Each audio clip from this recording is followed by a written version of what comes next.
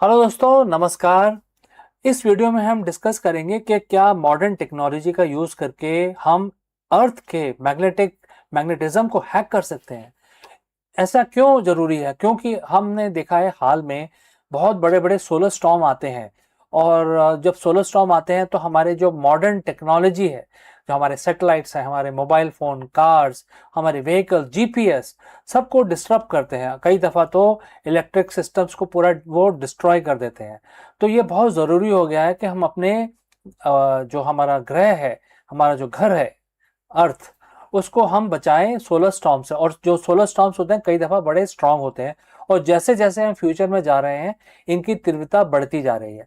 तो हम क्या मॉडर्न टेक्नोलॉजी, कोई ऐसी टेक्नोलॉजी है जिसको यूज़ करके हम अपने मैग्नेटिज्म को ही हैक कर दें और एक शील्ड की तरह यूज़ करें? तो ये हो सकता है। और ऐसा अगर हो सकता है तो इसमें क्या क्या चीज़ें लगेंगी, क्या क्या चीज़ें का इस्तेमाल करना पड़ेगा, इस वीडियो में हम इसके बारे में जानेंगे। चलिए आगे बढ़ते हैं। तो दोस्तों, अगर कल्पना करें कि आपके इस दुनिया में जीपीएस ही नहीं है। अगर जीपीएस ही नहीं है तो आप पॉइंट ए से पॉइंट बी जा ही नहीं सकते। मतलब आपको दूर जाने की जरूरत नहीं है, आप हार्डली 2 किलोमीटर नहीं चल सकते जीपीएस के बिना। हमारी ऐसी आदत हो गई है अब। अगर आपके पास इंटरनेट नहीं है तो आप कुछ भी नहीं कर सकते। आप कोई काम नहीं कर सकते आज की डेट में।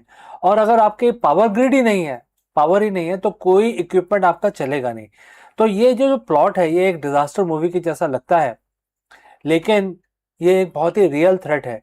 ये कैसे होता है? जो सोलर स्टॉर्म्स होते हैं, जो स्पेस वेदर है, वो जब अर्थ को हिट करता है तो वो उसमें होता है ईएमपी, इलेक्ट्रोमैग्नेटिक पल्स, जो हमारे इलेक्ट्रॉनिक और इलेक्ट्रिकल डिवाइसेस को डिस्ट्रॉय कर सकता है।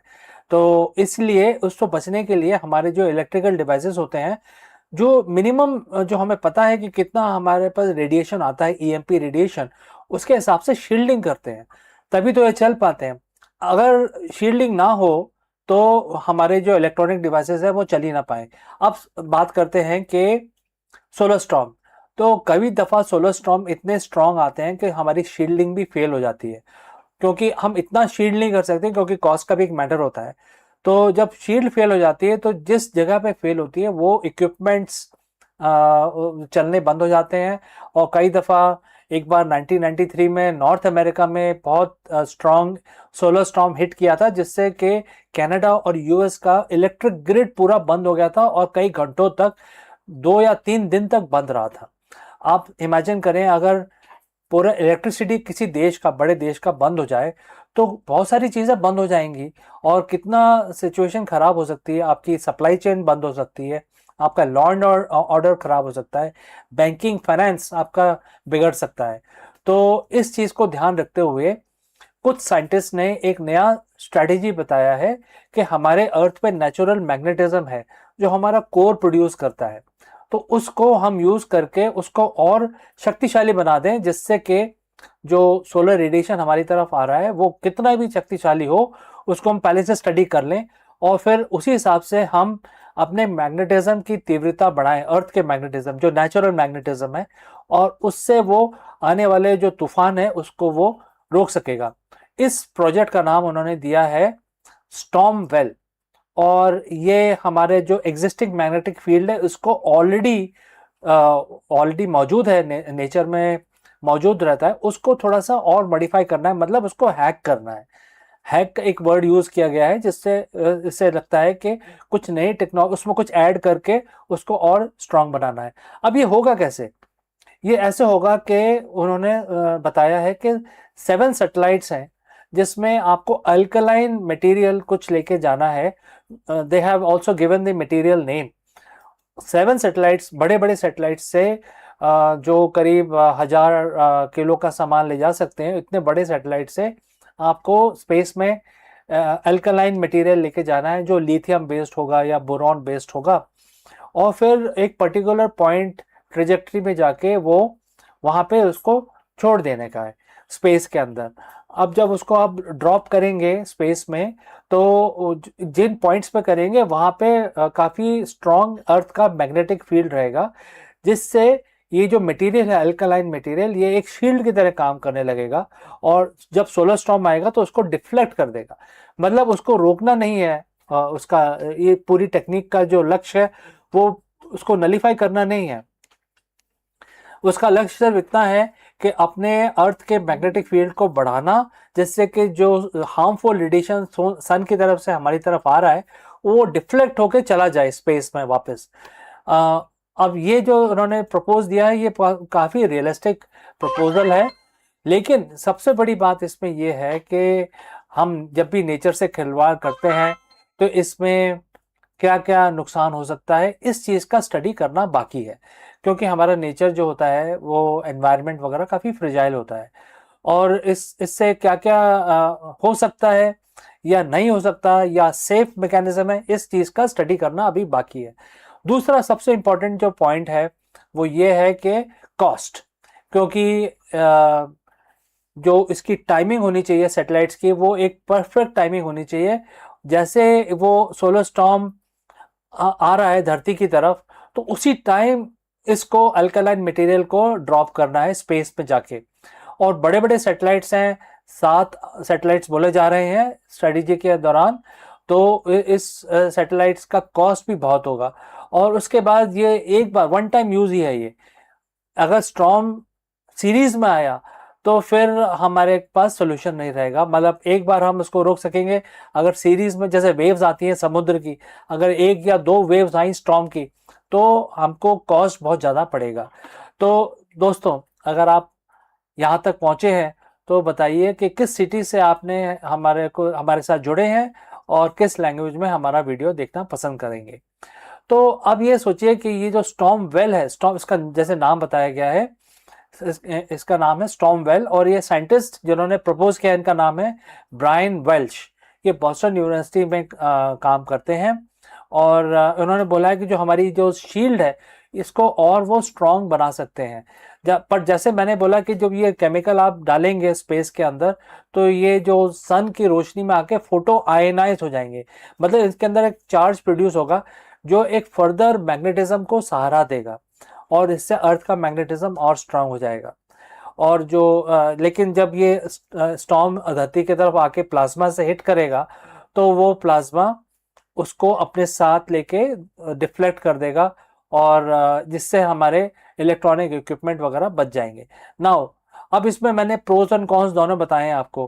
प्रोज ये है कि हमारा जो इलेक्ट्रॉनिक जो हमारा लाइफस्टाइल है वो बच जाएगा, और कौन सी है कि हमें ये पता नहीं है कि इसका साइड इफेक्ट क्या होगा और इस पर कितना खर्चा आएगा, तो इसके लिए काफ़ी रिसर्च करना बाकी है। अब हम बात करते हैं एथिकल कंसिडरेशंस की।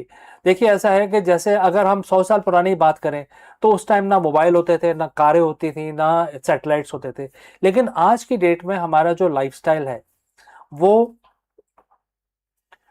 इन पे डिपेंडेंट है। जैसे कि मैंने वीडियो के शुरू में बोला कि जीपीएस के बिना हम कहीं जा नहीं सकते, इंटरनेट के बिना हम रह नहीं सकते, और बिजली के बिना तो हम सर्वाइव ही नहीं कर सकते। अगर बिजली नहीं हो, इलेक्ट्रिसिटी ना हो हमारे घरों में तो कुछ भी नहीं होगा।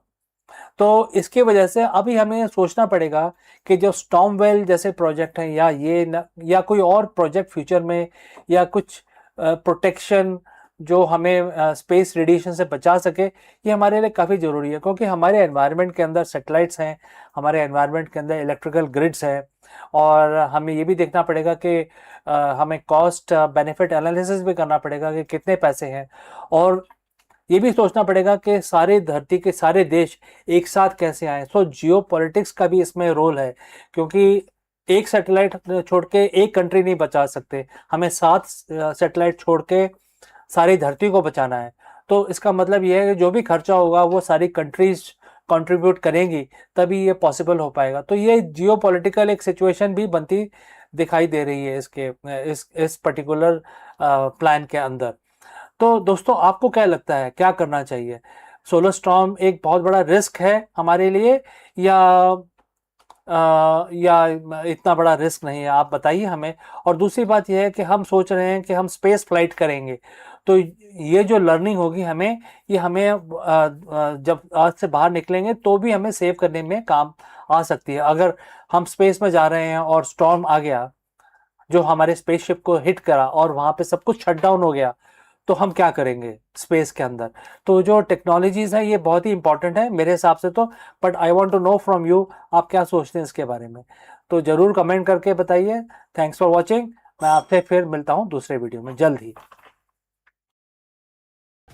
The resume is fading and the algorithms are rising. Welcome to the new age of hiring. For a generation, the resume has been the passport to opportunity, a single sheet of paper meant to capture the essence of person's career, ambition, and potential. Recruiters relied on it as their compass, scanning from keywords, actually judging the experience and making the judgment further. And that shaped the lives and the companies alike. But in today's corporate world, the compass is being recalibrated. Artificial intelligence has entered the hiring arena, shifting the focus from polished resume to predictive algorithm. What once depended on the human intuition is now increasingly governed by machine logic. And the ripple effect are transforming not only how companies recruit, but also how candidates present themselves. For decades, the hiring process has revolved around the resume, carefully crafted document meant to summarize a candidate's skill, experience, and aspirations. Recruiters would shift through the stacks of resumes, searching for the right fit and often relying on the intuition and human judgment. But today, the familiar ritual is being disrupted. Algorithms are shaping in and reshaping corporate hiring strategies and slowing down the traditional recruitment as we know it.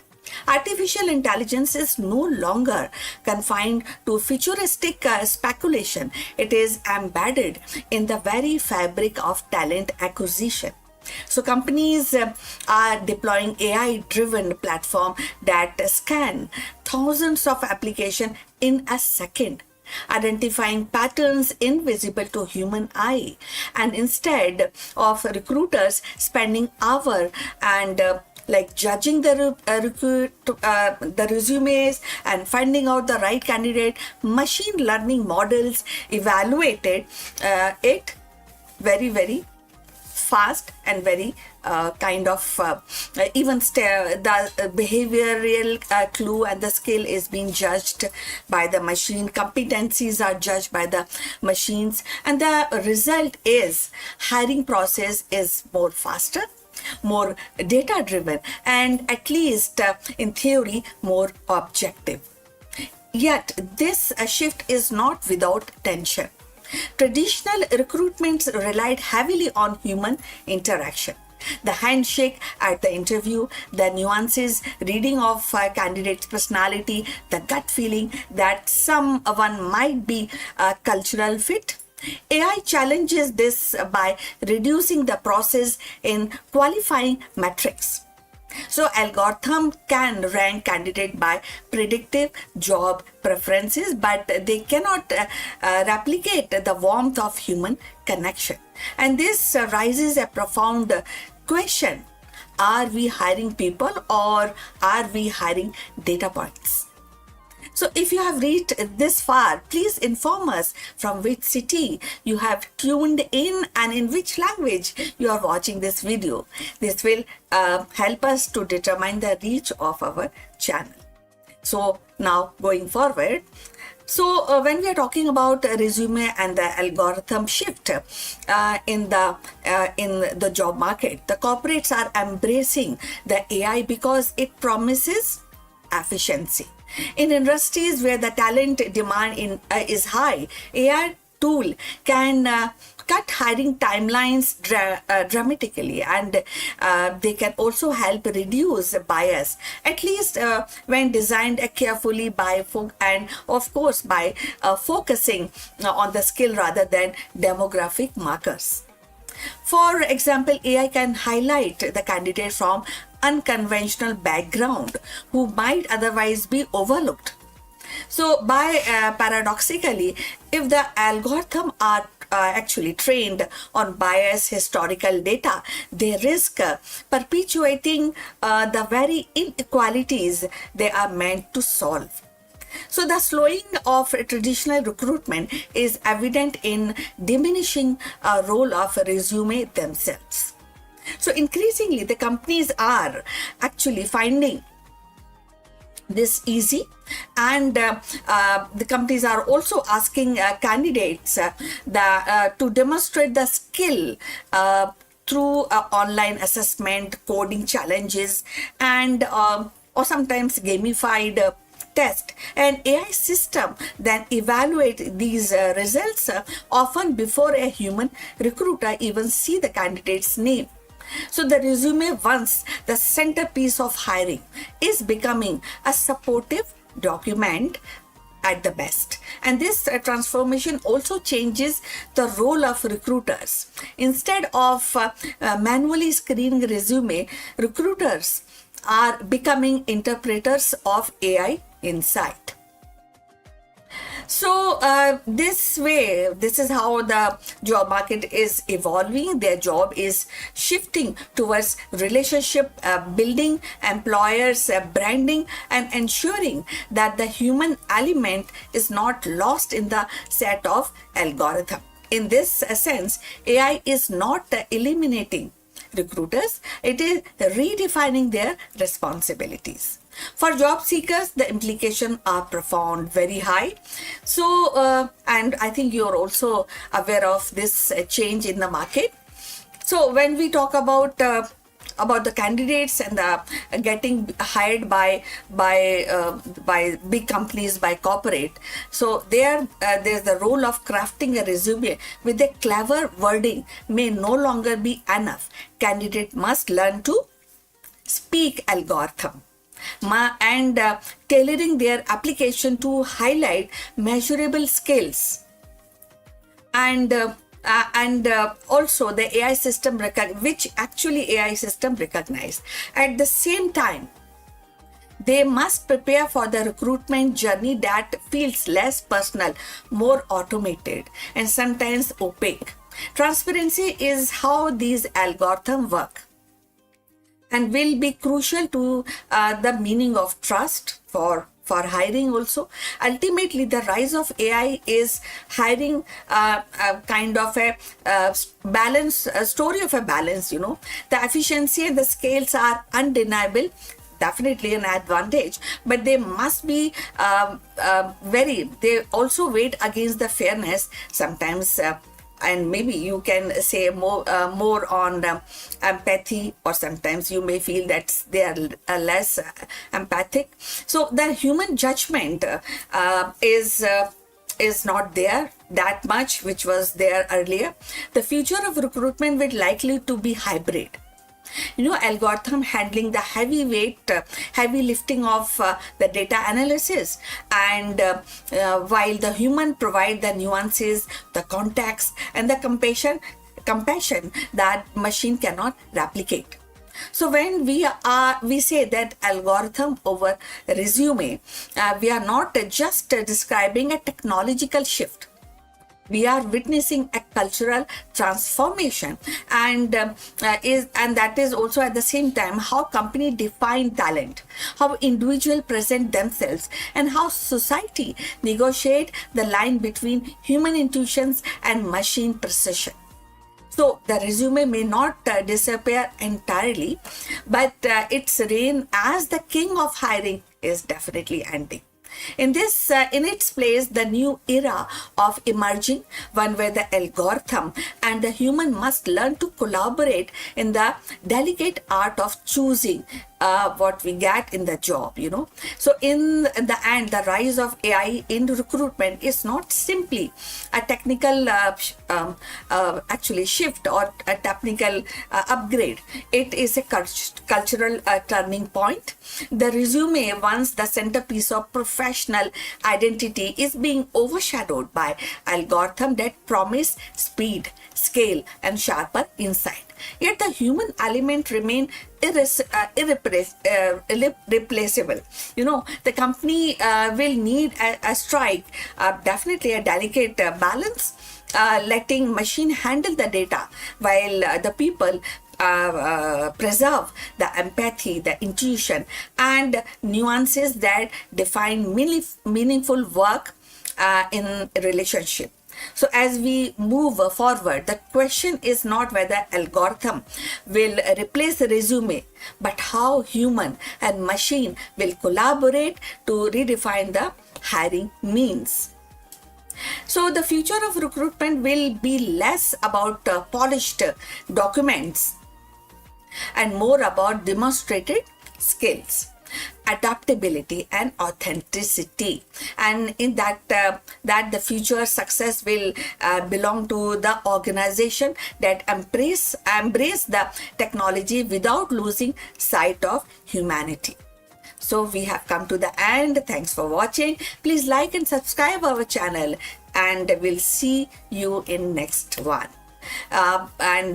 Before we close this video, few words about our affiliate partner. Stop settling for a good enough video. If your built-in laptop camera looks like a grainy mess, it is time for an upgrade. Want to instantly level up your video presence? I like to present the Lenovo Performance FHD webcam. This is a game changer for your desktop setup. Technically, this is packed.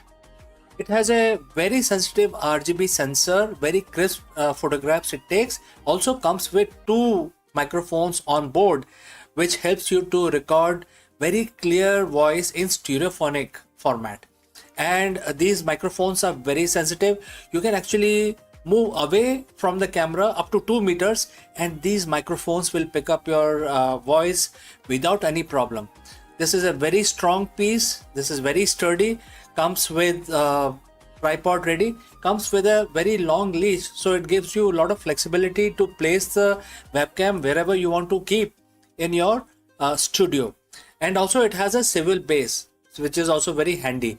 So if you want to basically level up your game and you want to pick up this camera at a discount, please click on the link here or scan the QR code. Now let's get back to our video.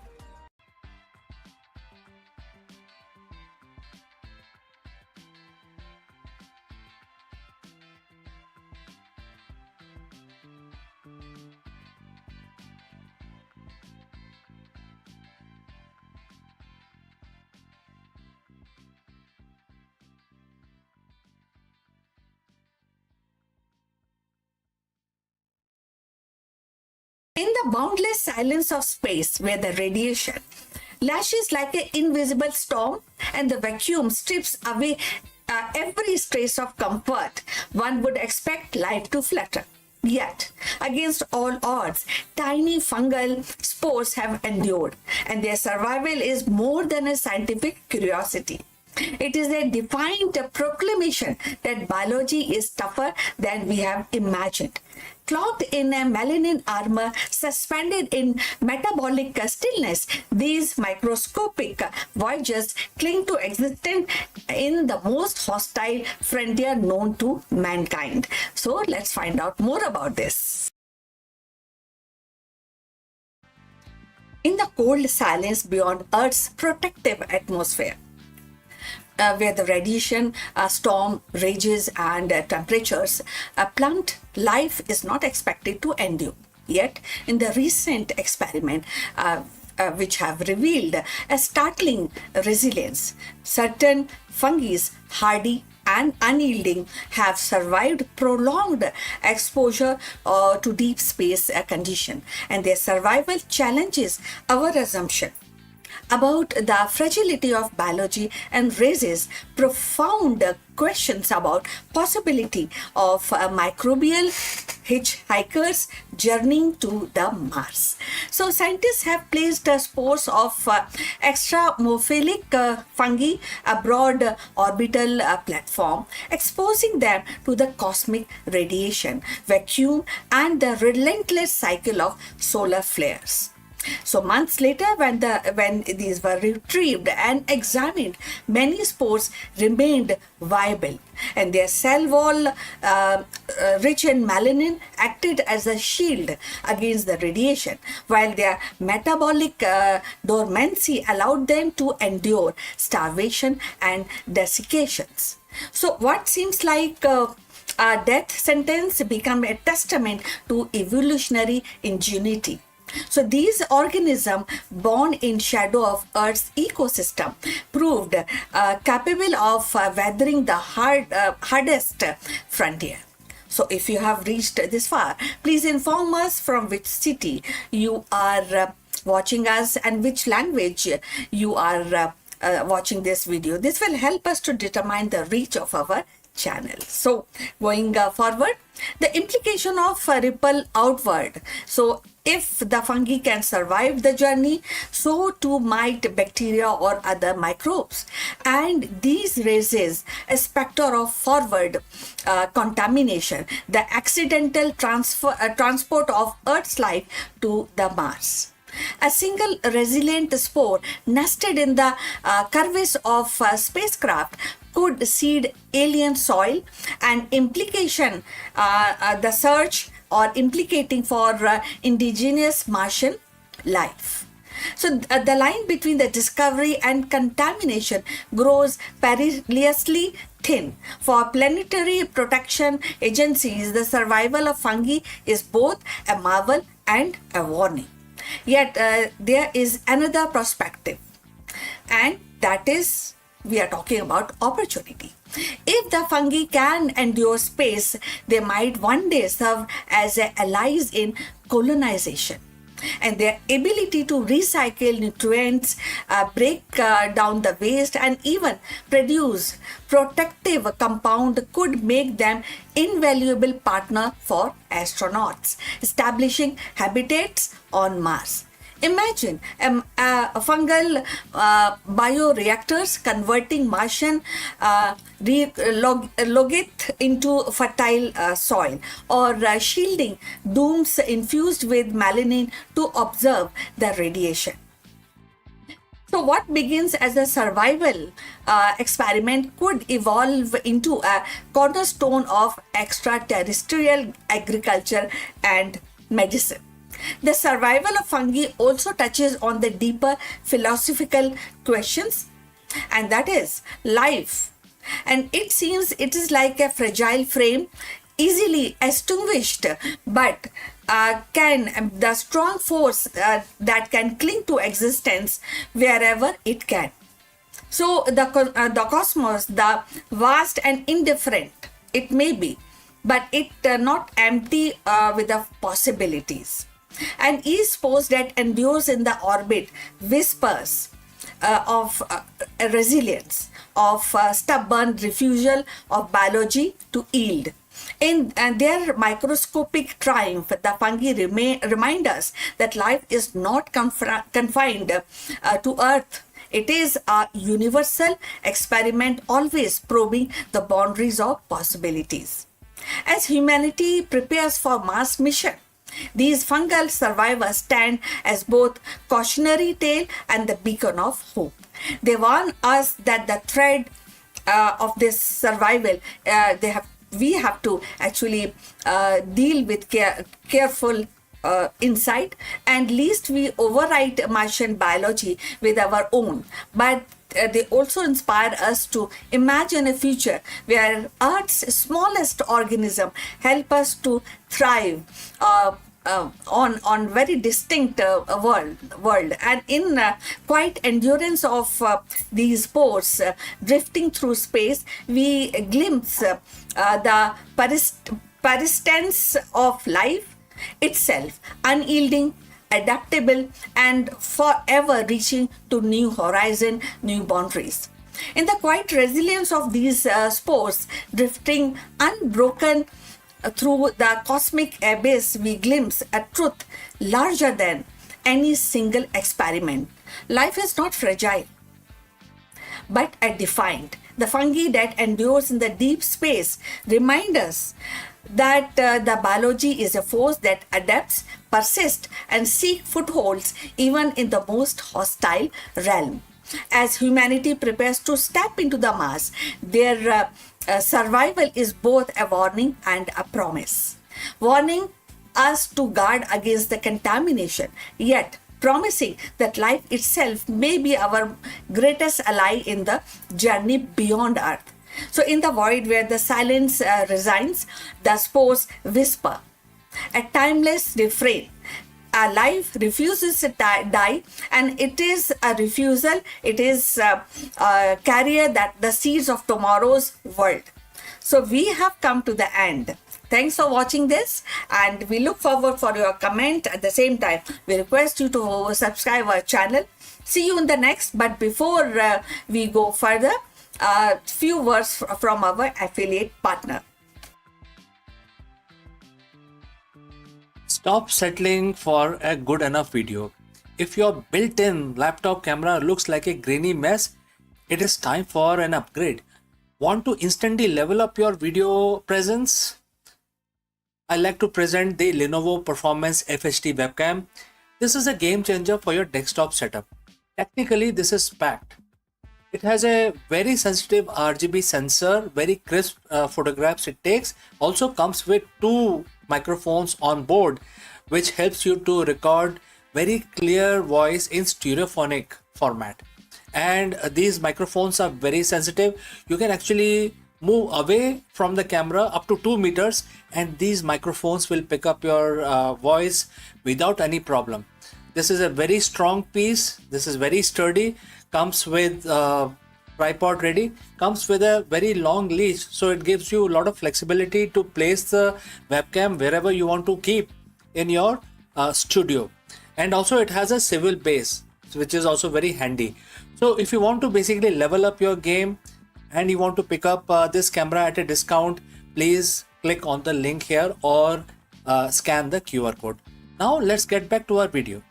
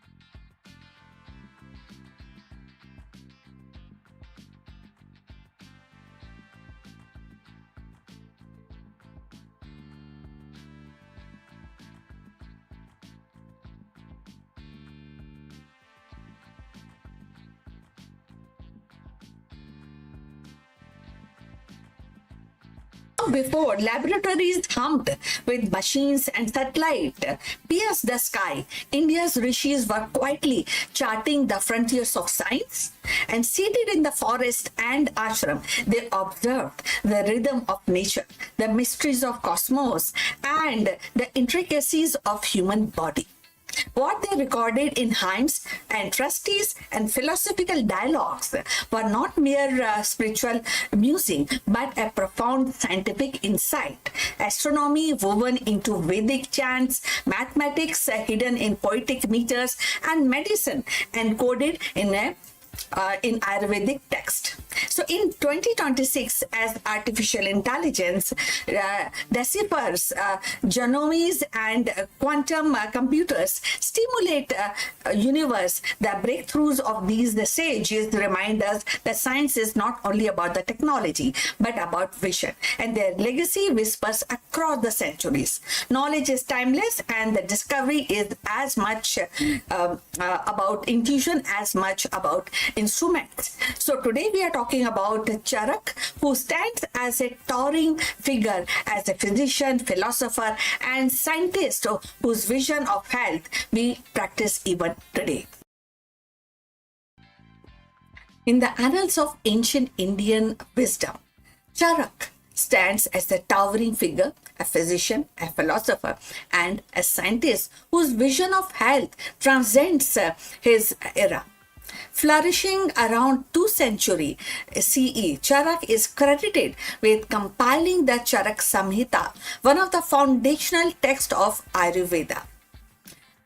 His work was not merely a manual of remedies, but a profound exploration of human body, mind, and environment. In 2026, the world is grapples with pandemics, lifestyle diseases, and ethical dilemmas of AI-driven healthcare. Charak's contribution resonates with renewed urgency. Charak's genius lay in the holistic approach. He emphasized that health was not an absence of disease, but the balance of body, mind, and spirit. His text described the three dosha theory, three kind of troubles which actually we face when we talk about health, and these theories based on these three aspects, that is Vat, Pith, and Kapha, as a governing principle of physiology. While the modern science interprets these biochemical and systematic terms, that underlying the insight remains striking. Health is dynamic equilibrium, but a static perfection. In an age where the precision medicine seeks to tailor treatment to individual genetics profile, Charak's insistence on personalized care feels remarkably persistent. Now, if you have reached this far in this video, please inform us from which city you have tuned in and which language you are watching this video. This will help us to determine the reach of our channel. So, going forward about Charak. So, equally significant was his focus on the preventive medicine. Charak advocated daily regime, that is what we call in Hindi dincharya, and of course the seasonal routine, that is ritucharya, and the dietary discipline as a pillar of well-being. He warned against overindulgence, which is very, very prevalent in some areas of our existence in some part of the world. Now, of course, stress, which is also very much here in 2026, and the neglect of nature's rhythm, very crucial aspect. In 2026, when non-communicable diseases like diabetes or hypertension dominates the global health, and that burdens and his preventive ethos aligned seamlessly with modern public health campaign. The idea that lifestyle is medicine is no longer radical. but it is mainstream. And Charak anticipated it nearly 2 millennia ago. Charak also advanced medical ethics. He insisted that physician embody compassion, humility, and discipline while treating patient as whole being rather than a case. So any patient is not a case, but it is like a whole human being. Now, in today's era of AI diagnostics and robotic surgery, his reminder that healing is a moral duty is invaluable. Technology may augment skills, but it cannot replace empathy. Charak's vision challenges us to ensure that science remains centered actually, and even as algorithm and machine reshape medicine. From scientific perspective, the Charak Samhita catalogs hundreds of medical plants, minerals, and formulation. Many of these are now subject of pharmacological research with compounds like turmeric cucum and neems as a direct tin gaining global recognition. Charak's meticulous documentation of therapeutic properties reflect an entirely spirited base and as an early form of clinical observation and evidence gathering. So in 2026, as bio prospecting and integrative medicine expand, his pharmacies and his documentation offers both inspiration and caution to honor the traditional knowledge while subjecting it to a rigorous validation. So Charak's relevance today extends beyond medicine but into a sustainability. He viewed a human as a inseparable from their environment, emphasizing harmony with nature. In an age of climate crisis, his ecological sensibility reminds us that health cannot be divorced from the planetary well-being. The population of air the pollution of air and water and soil is not merely an environmental issue, it is a medical one. And that is very crucial. And Charak's integrated world view offers the guidance for a healthier earth.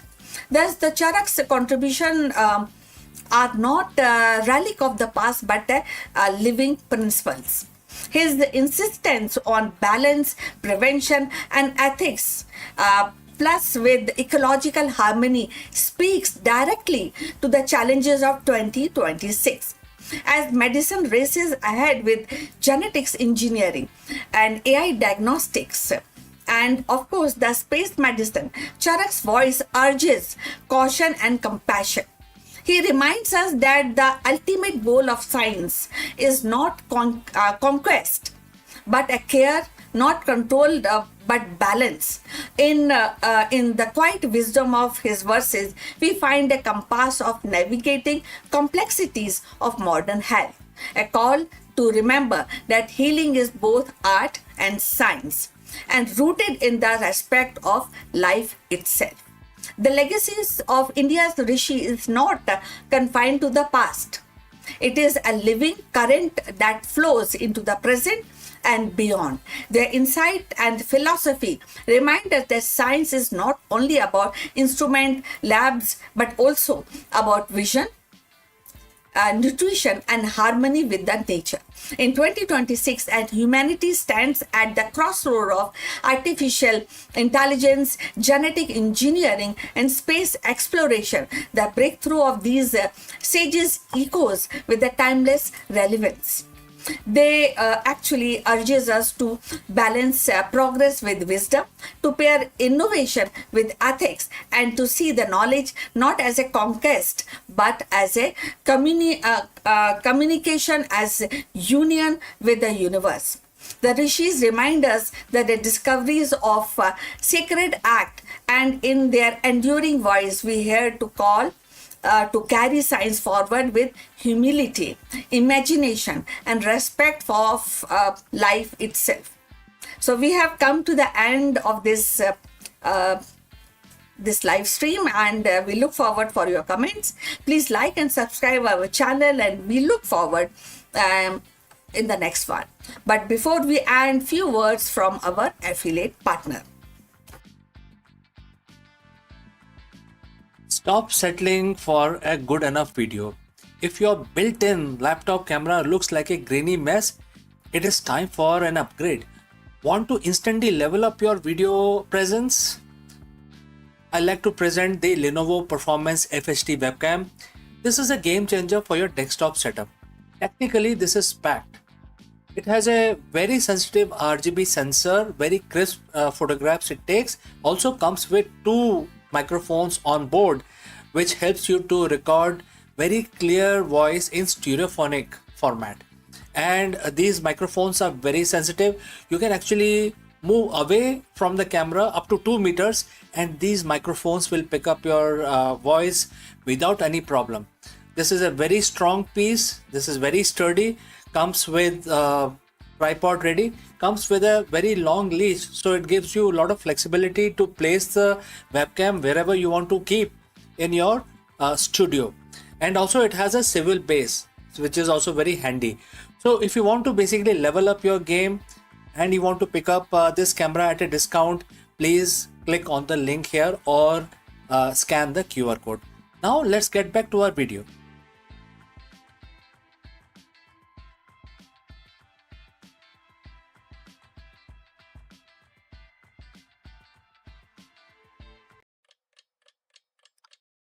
Hello friends, Namaskaram. After the devastation of World War II, the world stood at the crossroads. In 1945, delegation from 50 nations gathered in San Francisco to attempt the impossible, to create a blueprint for a new world order designed to prevent future conflicts and promote lasting peace. In this video, we dive deep into the historic signing of the UN Charter, exploring the intense negotiation, the geopolitical tension, and the visionary goal that gave rise to the United Nations. From the ashes of the global war to the halls of international diplomacy, discover how this single document fundamentally changed the course of world history. Let's go. The year was 1945. The world has just endured a deadliest conflict in human history.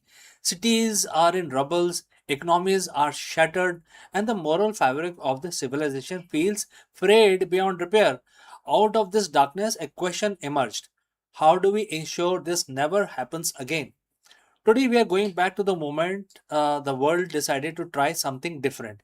We aren't just looking at the historical event, we are looking at the foundation moment of our modern world. This is the story of signing of the UN Charter, a blueprint for a new world order that still dictates the rules of the global engagement today. Was it a triumph of diplomacy or a compromise that failed its own promise? Let's explore this further. To understand the birth of the UN, you have to understand its predecessor, the League of Nations. Founded after the World War I, the League was the world's first attempt at a global organization for peace. But it had a fatal flaw. It was essentially a toothless tiger. The United States never joined it. It lacked the military and economic enforcement power to stop some aggressor. When Japan invaded Manchuria, or even when the Mussolini invaded Ethiopia, the League issued statement of condemnation and watched as the aggressor ignored them. By 1939, the League was effectively dead. As the World War II raged, leaders like Franklin D. Roosevelt, Winston Churchill knew that when the dust settled, they couldn't just try again with the same system. They needed something with real power. They needed a blueprint that could actually hold the world together. The concept didn't start in vacuum. It began in a secret meeting, the Atlantic Charter, in the year 1941. The Dumbarton Oak Conference in 1944. The goal was to create an organization that represents the United Nations, a term actually coined by Roosevelt himself. In the year 1945, in the month of April, just weeks after FDR's death and before the war in Europe officially ended, represented from 50 nations, descended on San Francisco. They weren't there for a celebration. They were there for an autopsy of the old world and a surgery for the new one. Imagine the pressure. The war is in the Pacific was still brutal, and that at that time it was still going on. The revelation of the Holocaust were just beginning to reach the world's ear. The delegates were tasked with drafting a constitution for humanity, and they did it in just 2 months. The resulting document, the UN Charter, was and is the closest thing we have to the World Constitution. It established the core pillars: the General Assembly for talks, the Security Council for action, and the International Court of Justice for law. If you look at the structure, it's brilliant. It's not very perfect, but it is a good design. It gave the five major power of that time, which is US, UK, USSR, France, and China, a permanent seat and veto power in the Security Council. Critics argued that this created an exclusive club. Supporters argued that without that specific compromise, the major power would have never signed on. The whole project would have collapsed before it actually started. The charter was designed to be a living document, a blueprint that could adapt. It prioritized sovereignty, yes, but it also introduced the radical idea that human rights were not just an internal national affair, but a global concern. That was a shift that changed the international law forever. So, 80 years later, how are we doing on this today? If you look at the news, it's easy to be cynical. Conflict still happens.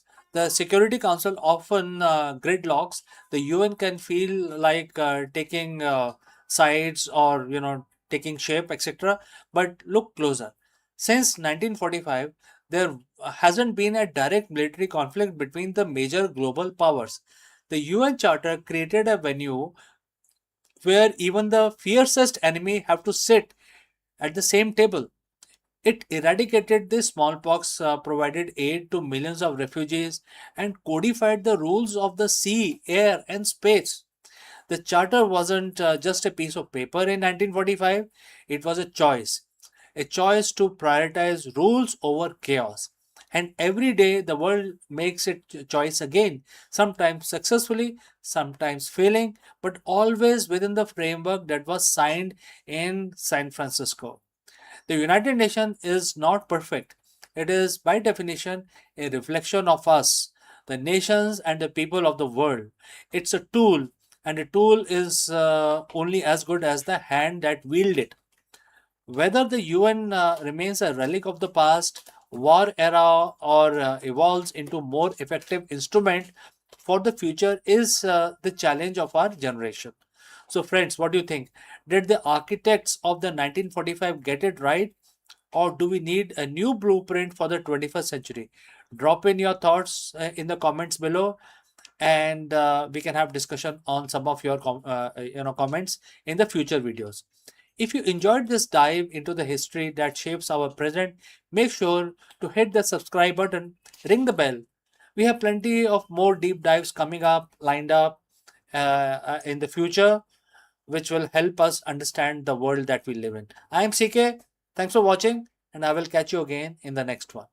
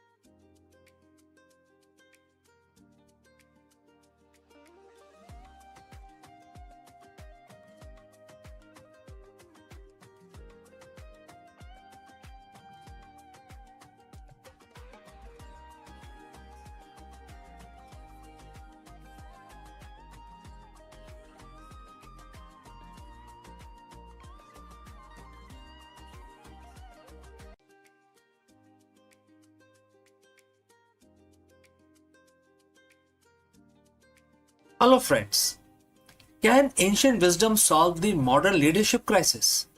In this executive training session, we dive deep into the Bhagavad Gita to explore the concept of transcendent leadership. The true leadership excellence isn't just about strategy, it's about being. Learn how to cultivate the vision of equality, a state of equanimity where decisions are made free from personal bias, ego, and favoritism.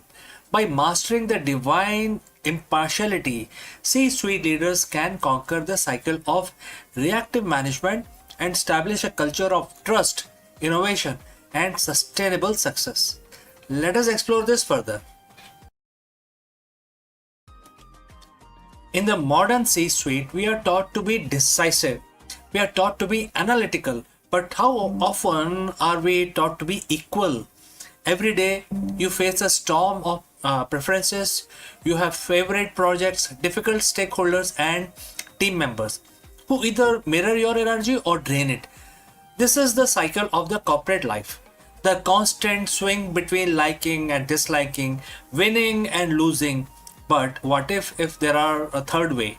A way to lead from place so stable that the market volatility cannot shake your inner clarity. 7,000 years ago, Bhagavad Gita identified this state in chapter 5, verse 19, and it says, quote starts, even here in this world, they have conquered creation.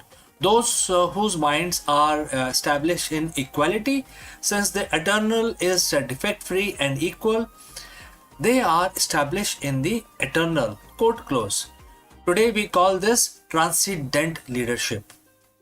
Now friends, if you have reached this far, please inform us from which city you have tuned in and in which language you are watching this video. This will help us determine the reach of our channel, and also I will know who is watching and who is not. The words mention two critical words, equality and impartiality. In business context, impartiality is often taken for being cold or indifferent. That is a misconception. Divine impartiality is not about caring less, it's about seeing more. Most leaders see through a lens of utility. They ask, how is this person useful to me right now? This creates a fragmented organization built on transactional relationship. The transcendent leader, however, sees the eternal in everyone. They recognize that every employee, from the intern to the CFO, is a manifestation of the same underlying potential. When you lead with this vision, you stop reacting to people's personality and start responding to their potential. By being defect free like the eternal, you remove the defects of leadership and also remove biases, nepotism, and ego driven anger. You become the steady point in a turning world. The words claim these leaders have conquered creation. In the boardroom, creation is the project, the product launch, or the quarterly earnings. We usually live in a cycle of various things, starting with attachments, whether this project succeed or if not, then I will not feel successful, right? Next is fear. What if we fail? Third is reaction, micromanagement, or blame somebody else. So transcendental leadership breaks the cycle. When your mind is established in equality, you realize that your worth is not tied to the birth of a success or the death of the failure. Think about most respected leaders that you know, right? They are the ones who stay calm when the stock price drops and stay humble when it soars. They conquered their emotional cycles of the workplace. They are the transcendental leaders. They are actually living on a transcendental situation.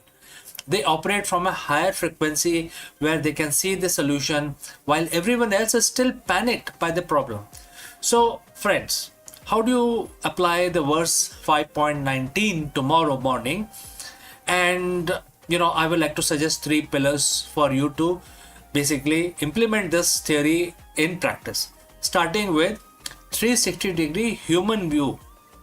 That is the first thing that you need to change in your personality.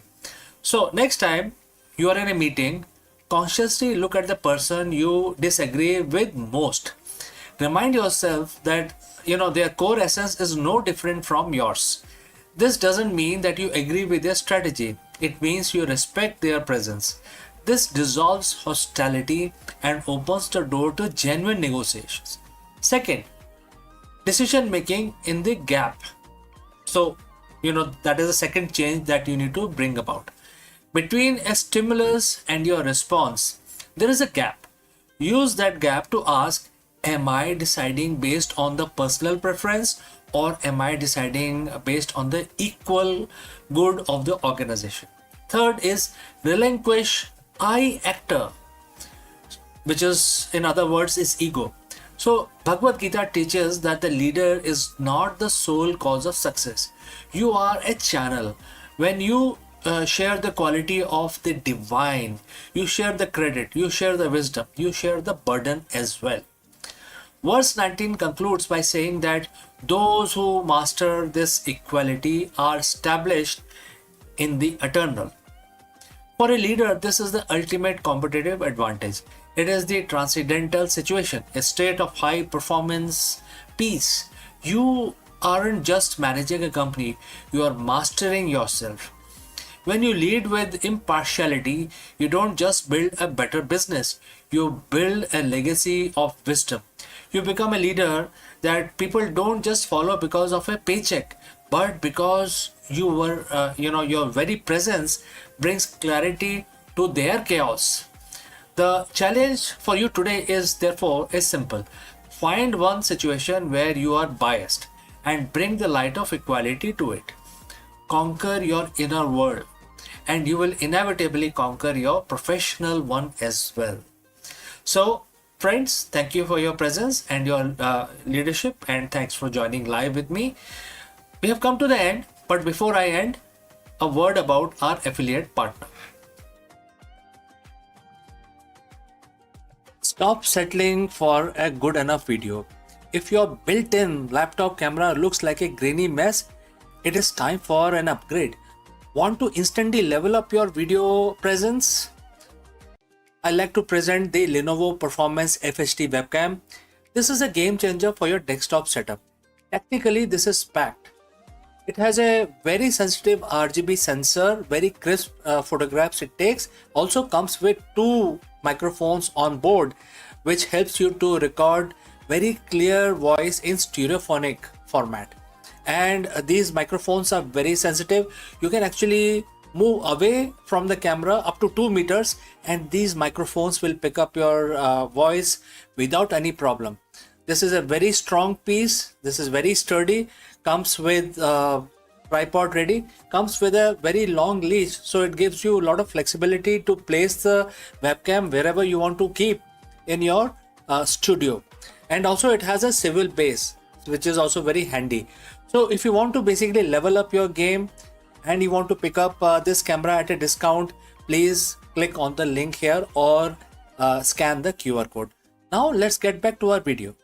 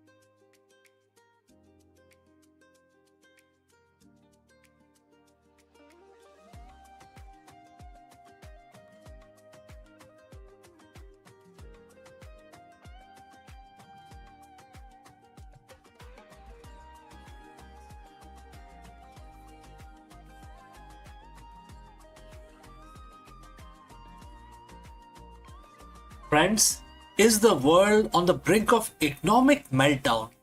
In this video, we break down the explosive news as President Trump announces a staggering 50% tariff on Chinese imports. This massive escalation comes on the heel of the collapsed Islamabad Peace Summit, sending shockwaves through global market and intensifying the fear of all-out trade war once again. We dive deep into the geopolitical fallout, the failed negotiations in Pakistan, and what these new trade barriers mean for our wallet, the tech industry, and the future of international relations. Let's go. The diplomatic table has been flipped. What started as a high-stake attempt at the global stabilization in Islamabad has ended in a spectacular public breakdown, and the response from White House, it's an economic earthquake.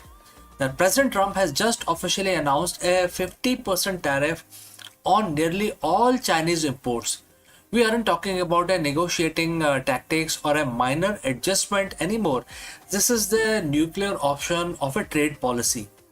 In the next 10 minutes, we are going to peel back the curtain on why the Islamabad Peace Summit failed so catastrophically, how these tariffs will ripple through your bank accounts, and why analysts are calling this the beginning of the most dangerous economic era since the Great Depression. So friends, buckle up. This trade war didn't just restart, it just went nuclear. It just went ballistic. So friends, if you have reached this far, please inform us from which city you have tuned in and in which language you are watching this video. This will help us determine the reach of our channel. Alright, let's continue our analysis. To understand the 50% hammer, we have to look at the wreckage of Islamabad Peace Summit.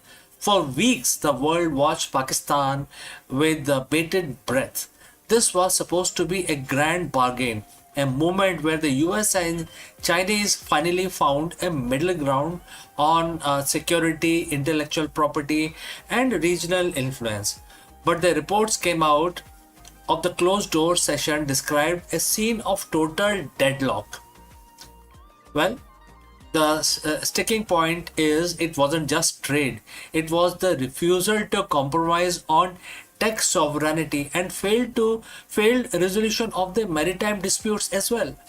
When the Chinese delegation walked out on the final day without a joint, when I say Chinese, it's basically the Iranian as well, because world knows that the Iran is completely backed by Chinese and Russian. Alright, so when they walked out on the final day without a joint statement, the peace summit became a press disaster. The Trump administrator and their philosophy has been, strength through leverage. Without a deal, the White House felt they had no choice but to maximize the pressure. The 50% tariff isn't just a tax, it's a direct retaliation of the perceived lack of cooperation in Islamabad. In economic terms, what we call is a decoupling accelerator. At 50%, it becomes mathematically impossible for many American companies to maintain their current supply chain in China. And if you're an American retailer, a 50% tax at the border wipe out an entire profit margin, and you're left only with two choices: pass the cost to the consumer, which is guys like you and me, or move your manufacturing elsewhere. Well, this is time consuming, it will take years. From semiconductors to the shoes on your feet, every single line item is about to get a Trump surcharge. This is a bold gamble that US economy is strong enough to absorb the shock, while the Chinese manufacturing sector buckles under the weight of lost business. The reaction from Wall Street has been instantaneous. We saw the Dow and the Nasdaq took triple-digit dives within minutes of the announcement. But the real chaos is happening in the shipping lanes. The logistics experts are warning of supply chain gridlock. Importers are scrambling to the front door shipment before the tariffs officially takes effect, leading to a massive bottleneck at the various coast, especially American coast. And we already know that the Strait of Hormuz is also blocked. And then there is a retaliation factor. China has already signaled that they won't take this lying down. In fact, yesterday their foreign ministry said that please stop interfering in our affairs. So we are looking at a potential export ban on rare earth mineral, the stuff needed to make electrical car batteries and smartphones. And if the US tax Chinese goods, then China cut off the raw material to make those goods elsewhere. We aren't just looking at the higher prices, we are looking at the scarcity. So is there anyone winning here? So in the short term, domestic manufacturers in the US might see a surge in demand as the foreign competition becomes too expensive. Countries like Vietnam, Mexico, and India are also positioning themselves to catch the overflow as companies flee the Chinese market. But for the average consumer, the winner column is looking pretty thin. Economists warn that this could be a reignite of the inflation, just as we thought we had it under control. If a $1,000 iPhone suddenly costs $1,400 because of the trade levy, the consumer spending, the engine of the American economy, could stall. So let's discuss pros and cons. What are the pros? Reshoring of the jobs, increased leverage in future deals, reduced dependency on rival. And what are the cons? Higher inflation, stock market volatility, and strained relation with allies who are caught up in different crossfires across the world. So where do we go from here? The 50% tariff is more than just a policy. It's a line in the sand. It signals that the era of globalism at any cost is officially over. We are moving into a bipolar world where you are either in the Western trade bloc or you are not, or you're out basically. The big question remains, will China blink? Or will this trade war escalate into a full-blown economic Cold War that lasts for generations? One thing is certain, the failure in Islamabad wasn't the end of the story. It was the prologue to a much more intense chapter in global history. So friends, I want to hear from you. Do you think 50% tariff is the right move to protect the American interest? Or is it the risk of a global recession too high? Drop your thoughts in the comments, and after receiving your comments, I will basically start making more analysis in future on the same subject. Don't forget to hit the subscribe button and the bell icon. We are going to be tracking this market reaction throughout the week and keep bringing the analysis to you. Thanks for watching. I am CK, and I will catch you again in the next one. Before I leave this section, a word about our affiliate partner. Stop settling for a good enough video. If your built-in laptop camera looks like a grainy mess, it is time for an upgrade. Want to instantly level up your video presence? I like to present the Lenovo Performance FHD webcam. This is a game changer for your desktop setup. Technically, this is packed. It has a very sensitive RGB sensor, very crisp photographs it takes. Also comes with 2 microphones on board, which helps you to record very clear voice in stereophonic format. And these microphones are very sensitive. You can actually move away from the camera up to 2 meters, and these microphones will pick up your voice without any problem. This is a very strong piece. This is very sturdy. Comes with tripod ready, comes with a very long leash, so it gives you a lot of flexibility to place the webcam wherever you want to keep in your studio. And also it has a swivel base, which is also very handy. So if you want to basically level up your game and you want to pick up this camera at a discount, please click on the link here or scan the QR code. Now let's get back to our video.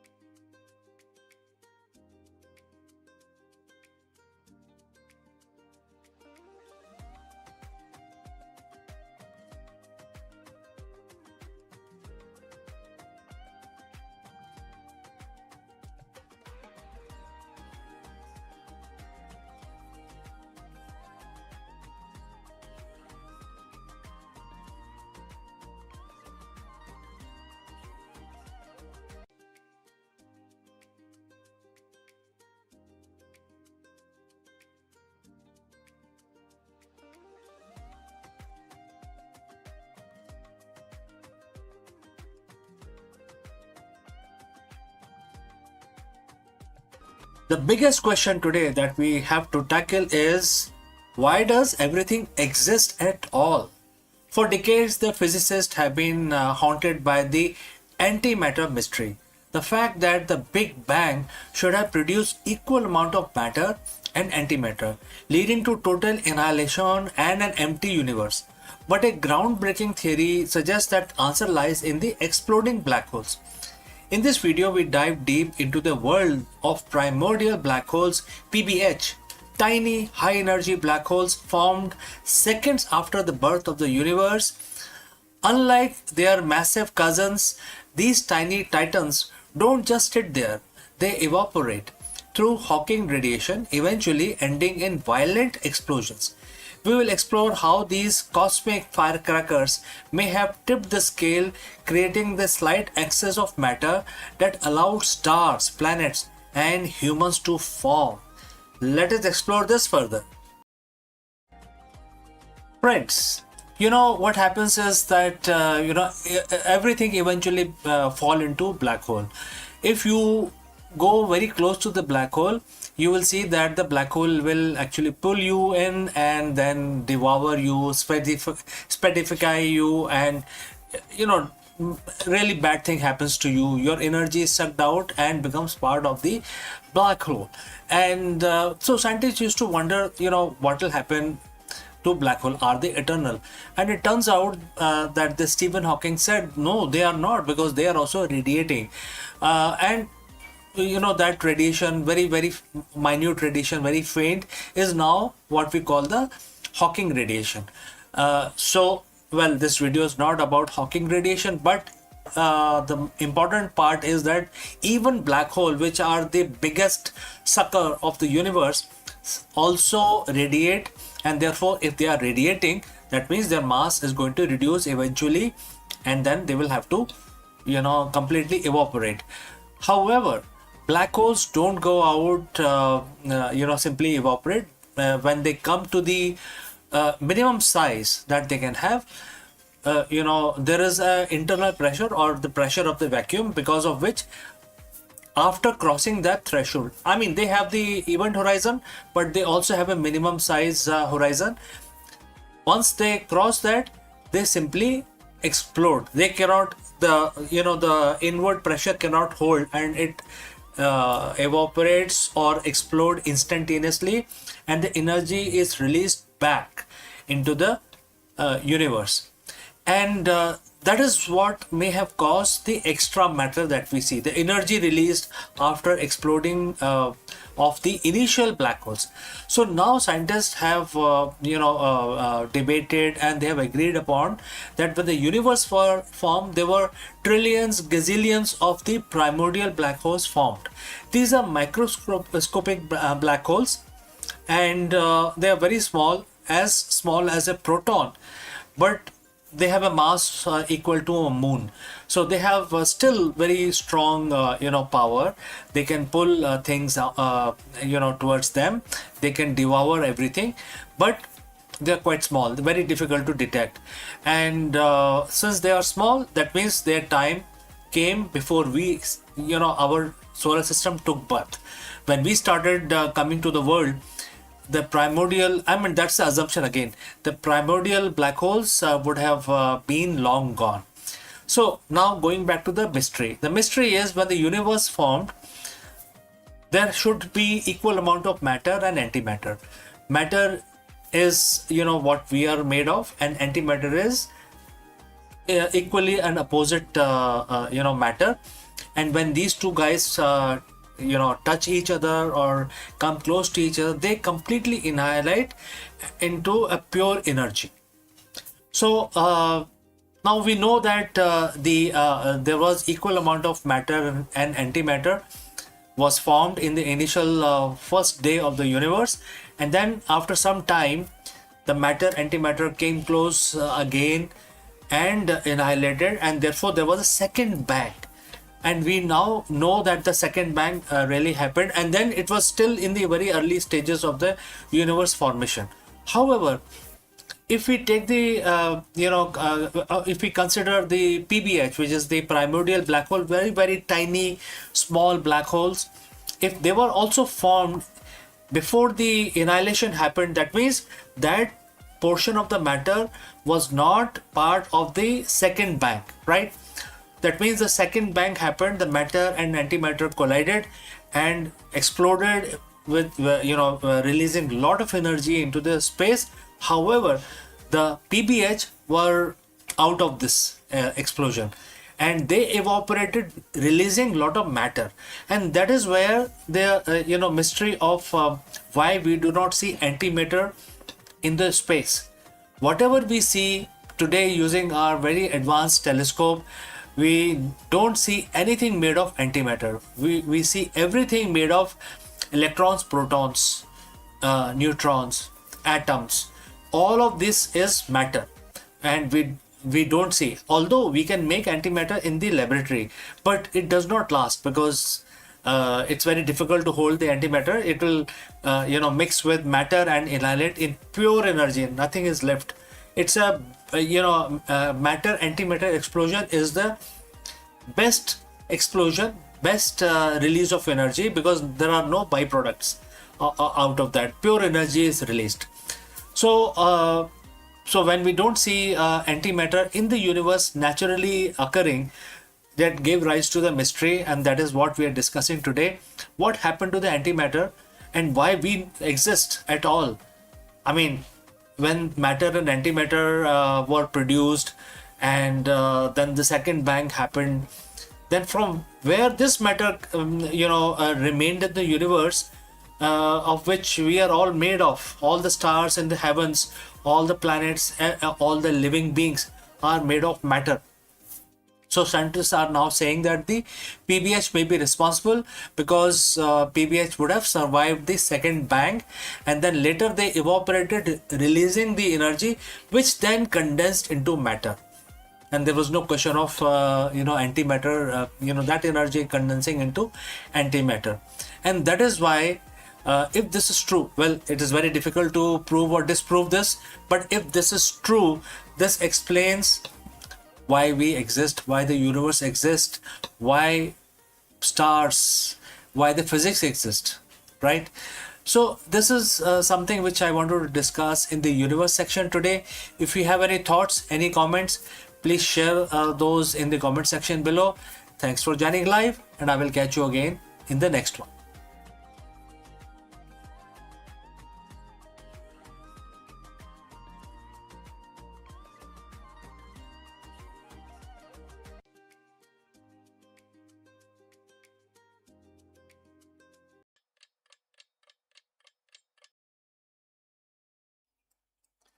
नमस्कारम दोस्तों, आप सबका स्वागत है। और हर रोज की तरह हम भगवान की पूजा करेंगे अपना दिन शुरू करने से पहले। आज शुक्रवार है, तो आज का दिन तो लक्ष्मी जी को समर्पित होता है। तो आज हम अपनी पूजा करेंगे। आप हमारे साथ जुड़िए और हमारे साथ जुड़ के आप हमारे को फॉलो करें, तो आपको इससे काफ़ी फ़ायदा होगा और लक्ष्मी जी आप पे प्रसन्न रहेंगी। तो एक छोटा सा मंत्र है जो सिर्फ 11 दफ़ा करना है। आपको पता है कि मैं इस काउंटर का इस्तेमाल करता हूँ। आप जैसे मर्जी करना चाहें कर सकते हैं, लेकिन 11 दफ़ा करें रोज अपना कार्य शुरू करने से पहले। तो ठीक है जी, हाथ जोड़ लीजिए और लक्ष्मी जी का नमन करिए और मेरे साथ रिसाइट करिए। ओम श्री ह्रीं क्लीं श्री सिद्ध लक्ष्मी नमः। ओम श्री ह्रीं क्लीं श्री सिद्ध लक्ष्मी नमः। ओम श्री ह्रीं क्लीं श्री सिद्ध लक्ष्मी नमः। ओम श्री ह्रीं क्लीं श्री सिद्ध लक्ष्मी नमः। ओम श्री ह्रीं क्लीं श्री सिद्ध लक्ष्मी नमः। ओम श्री ह्रीं क्लीं श्री सिद्ध लक्ष्मी नमः। ओम श्री ह्रीं क्लीं श्री सिद्ध लक्ष्मी नमः। ओम श्री ह्रीं क्लीं श्री सिद्ध लक्ष्मी नमः। ओम श्री ह्रीं क्लीं श्री सिद्ध लक्ष्मी नमः। ओम श्री ह्रीं क्लीं श्री सिद्ध लक्ष्मी नमः। ओम ह्रीं क्लीं श्री सिद्ध लक्ष्मी नमः। ओम श्री ह्रीं क्लीं श्री सिद्ध लक्ष्मी नमः। ओम ह्रीं क्लीं श्री सिद्ध लक्ष्मी नमः। ओम ह्रीं क्लीं श्री सिद्ध लक्ष्मी नमः। हमारी पूजा समाप्त हुई और हाथ जोड़ के आप नमन कर लीजिए, लक्ष्मी जी का ध्यान कर लीजिए। तो दोस्तों, आपका शुभ रहे आपका दिन। और मैं जल्दी ही मिलता हूँ दूसरे वीडियो में। इस वीडियो में आपसे विदा लेता हूँ। नमस्कार।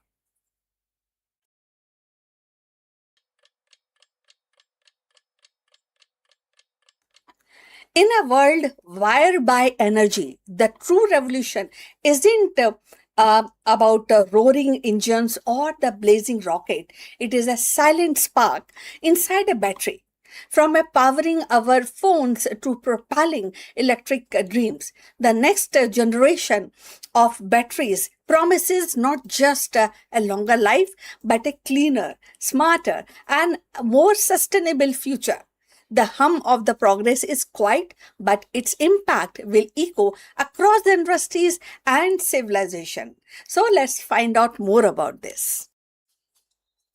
In the quiet laboratories of universities and research center, a revolution is unfolding. One that doesn't roar like a rocket launch or dazzles like a meteoroid shower, but instead hums softly in the background of our daily lives. It is the revolution of batteries, the hidden engines of modern civilization.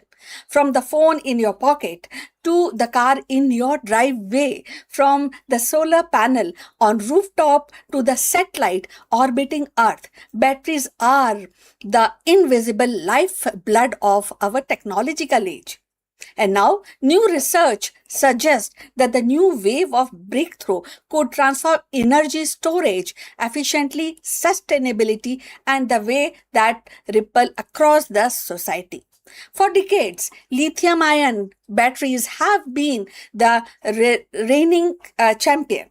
They powered that smartphone revolution, enabled electric vehicle, and made renewable energy more practical.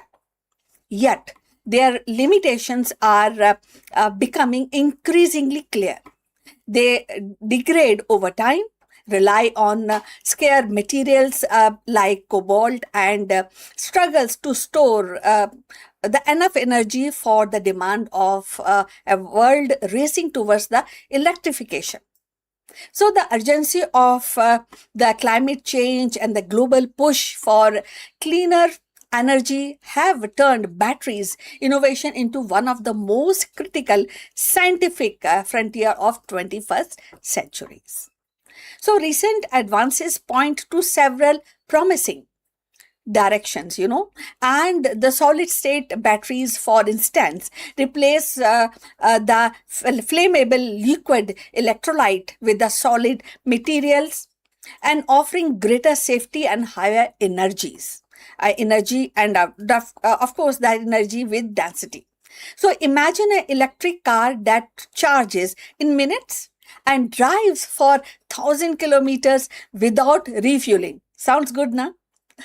So, the researchers are also exploring sodium ion batteries, which use abundant salt instead of lithium, and potentially decrematizing the excess of energy storage by reducing cost and reliance on geopolitical sensitivity in supply chains.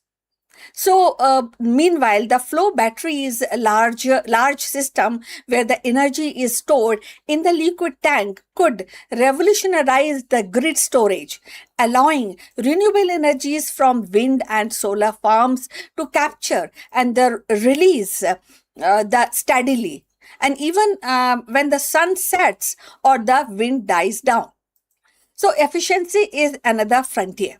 Scientists are experimenting with nanomaterials that allow iron to move more freely, reducing energy loss and extending battery life. Other are designed like self-healing electrodes that repairs the microscopic cracks and prolonging the lifespan of the device. Sustainability, yes, very, very important.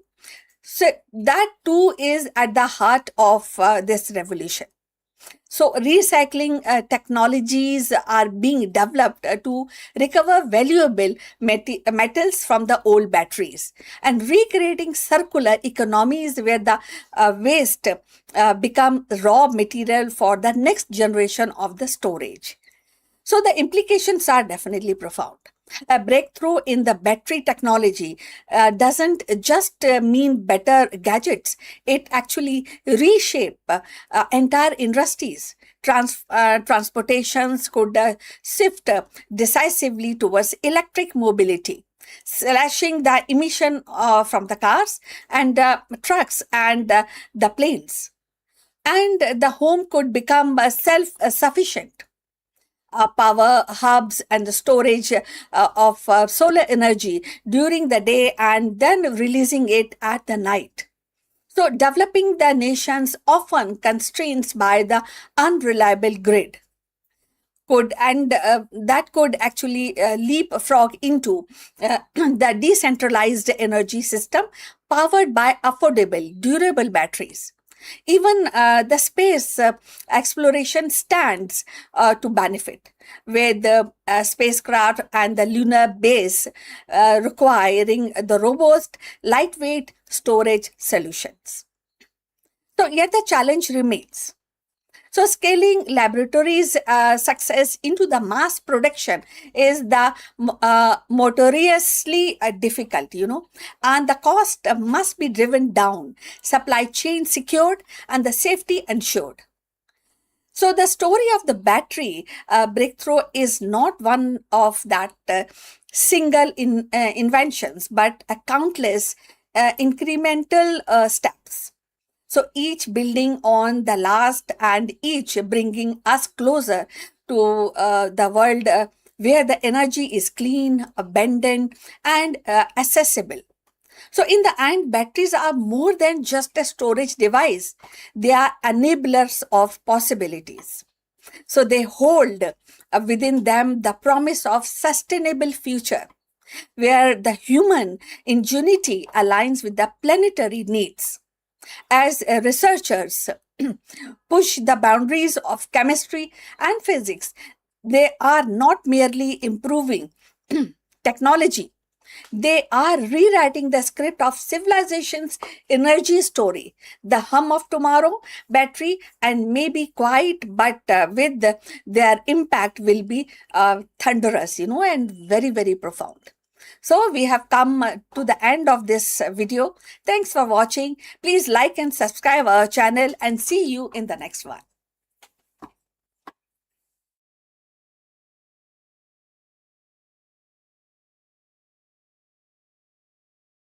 Hello, friends.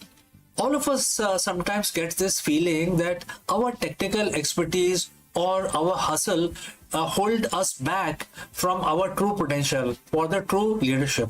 Everybody gets this kind of a feeling. Therefore, we dive deep into the most powerful leadership secrets from Bhagavad Gita. In a verse where Lord Krishna, Bhagwan Krishna tells Arjun, "Oh Arjun, be a yogi." But what does this mean for a modern CEO or an entrepreneur to be a yogi? Today, we are going to break down why the yogi, the leader with disciplined equanimity, consistently outperform the three most common type of executive. Let's go. In the modern corporate world, we are taught that to win, you must be a specialist. You must be the smartest person in the room, the hardest worker in the office, or the most disciplined follower of the playbook. We obsess over KPIs, data points, and 80-hour work week. But have you ever noticed that even the most brilliant specialists eventually hit a ceiling? They burn out. They get blindsided by market shifts. They lose their team. Why? Because they are missing what ancient wisdom calls the unfair advantage. Over 7,000 years ago, on a battlefield far removed from the modern glass-walled boardrooms, a guide named Bhagwan Krishna gave a piece of advice to a leader in crisis. That advice is found in Bhagavad Gita, chapter 6, verse 46, and it says, quote starts, "The yogi is superior to the ascetic. He is deemed superior even to the man of knowledge, and he is superior to the man of ritual action. Therefore, O Arjun, be a yogi. Today we are going to translate this ancient code into a roadmap for the 21st century leadership. We are going to explore why a yogi beats a specialist every single time. So friends, if you have reached this far, please inform us from which city you have tuned in and in which language you are watching this video. This will help us determine the reach of our channel. Moving on, what are the different kinds of most common executives? First is aesthetic, which in Sanskrit known as tapasvi. In Gita, tapasvi is someone who practices extreme self-denial. In the corporate world, this is the grind culture CEO. They are the first one in and last one out. They sacrifice sleep, family, health. They believe that if they just suffer more than the competition, they will win. But Krishna warns us, sheer endurance without balance leads to a narrow vision. Number 2 is Jnani, which is the man of knowledge. This is the data-driven specialist, the CEO with Ivy League pedigree and the analytics mind that can spot a trend in a spreadsheet from miles away. They have the facts, but they often lack wisdom. They are paralyzed by the data if the data is missing, and they often struggle to connect with the human element of their business. Number 3 is Karmi, the man of ritual action. This is a process-driven executive. They live by SOPs. They believe that if the ritual of the business, which is the meeting, the reports, different kinds of pyramids, bell curve, if they are followed perfectly, success is guaranteed. But when the world changes, they are too rigid to pivot. Bhagwan Krishna says yogi is better than all three. Why? Because the yogi CEO is a leader who has mastered their inner environment. They don't just possess knowledge, they possess clarity. They don't just work hard, they work purposefully. They don't just follow process, they follow a vision. A yogi's unfair advantage is equanimity. Think about the last time your company faced a crisis. Did you react out of fear? Did you make desperate move based on a dip in the stock prices? A yogi CEO operates from the neutral center. They are not swayed by the high of massive profit or low of the market crash. While everyone else is reacting, the yogi is responding. This isn't about being passive, it's about being so internally grounded that your decision making becomes clinical, fast, and remarkably accurate. That is the definition of the competitive edge. There are several things we can actually discuss around this, but I want to be brief. And therefore, the first advice I want to give you is the cognitive flexibility. The specialist is a hammer, and to them, every problem looks like a nail. But a yogi isn't attached to one way of thinking because they aren't defined by their expertise. They can see the whole board. They can integrate the hard work of aesthetic and the data of Jnani and the process of Karmi without being enslaved by any of them. Second is the emotional intelligence. The yogi understands that a business is just a collection of human beings. By mastering their own minds, they naturally become master of empathy. They can read the room, they can inspire a team during a pivot because they aren't projecting their own anxiety onto other subordinates. Third, sustainable high performance. The ascetic CEO eventually burns out. The yogi CEO understands the rhythm of action and reset. They operate with sense of detachment and therefore detached engagement. They care deeply about results, but they aren't consumed by them. This detachment actually allows them to perform better because they aren't choked by the fear of failure. So how do we become a yogi CEO? Very big question, right? Let's start. It starts with realization that your most important business tool isn't your laptop, your network, or your bank account. It is your own mind. As verse 46 concludes, it says, therefore be a yogi, O Arjun. very, very, it's like a proverb, be a yogi, O Arjun. Such few words, but very profound meaning. This is a call to action for every leader. Don't just be a worker. Don't just be an expert. Don't just be a bureaucrat. Cultivate the discipline of the mind. Practice the equanimity that allows you to see through the noise of the market. Lead from a place of stillness, and you will find the impossible problems starting to solve themselves. The specialist sees the obstacle, the yogi sees the path. Which one will you be? Let me know in the comments below. Before I part ways today, a few words about our affiliate partner. Stop settling for a good enough video. If your built-in laptop camera looks like a grainy mess, it is time for an upgrade. Want to instantly level up your video presence? I like to present the Lenovo Performance FHD webcam. This is a game changer for your desktop setup. Technically, this is packed. It has a very sensitive RGB sensor, very crisp photographs it takes. Also comes with two microphones on board, which helps you to record very clear voice in stereophonic format. And these microphones are very sensitive. You can actually move away from the camera up to 2 meters, and these microphones will pick up your voice without any problem. This is a very strong piece. This is very sturdy. Comes with tripod ready. Comes with a very long leash, so it gives you a lot of flexibility to place the webcam wherever you want to keep in your studio. And also it has a swivel base, which is also very handy. So if you want to basically level up your game and you want to pick up this camera at a discount, please click on the link here or scan the QR code. Now let's get back to our video. Hello friends, namaskaram. Let me ask you, is India becoming the world's next great tech superpower? In this video, we dive deep into the Amazon's monumental $48 billion investment, which is announced recently for India alone. Following a landmark meeting between Amazon CEO Andy Jassy and Prime Minister Narendra Modi, the tech giant has officially committed to massive capital injection between 2026 and 2030. We will actually break down where this money is actually going and how much is going to be used for expanding the AWS services in India. Let's go. $48 billion. Let that number sink in for a second. It's not just a budget, it's a massive tectonic shift in the global tech landscape.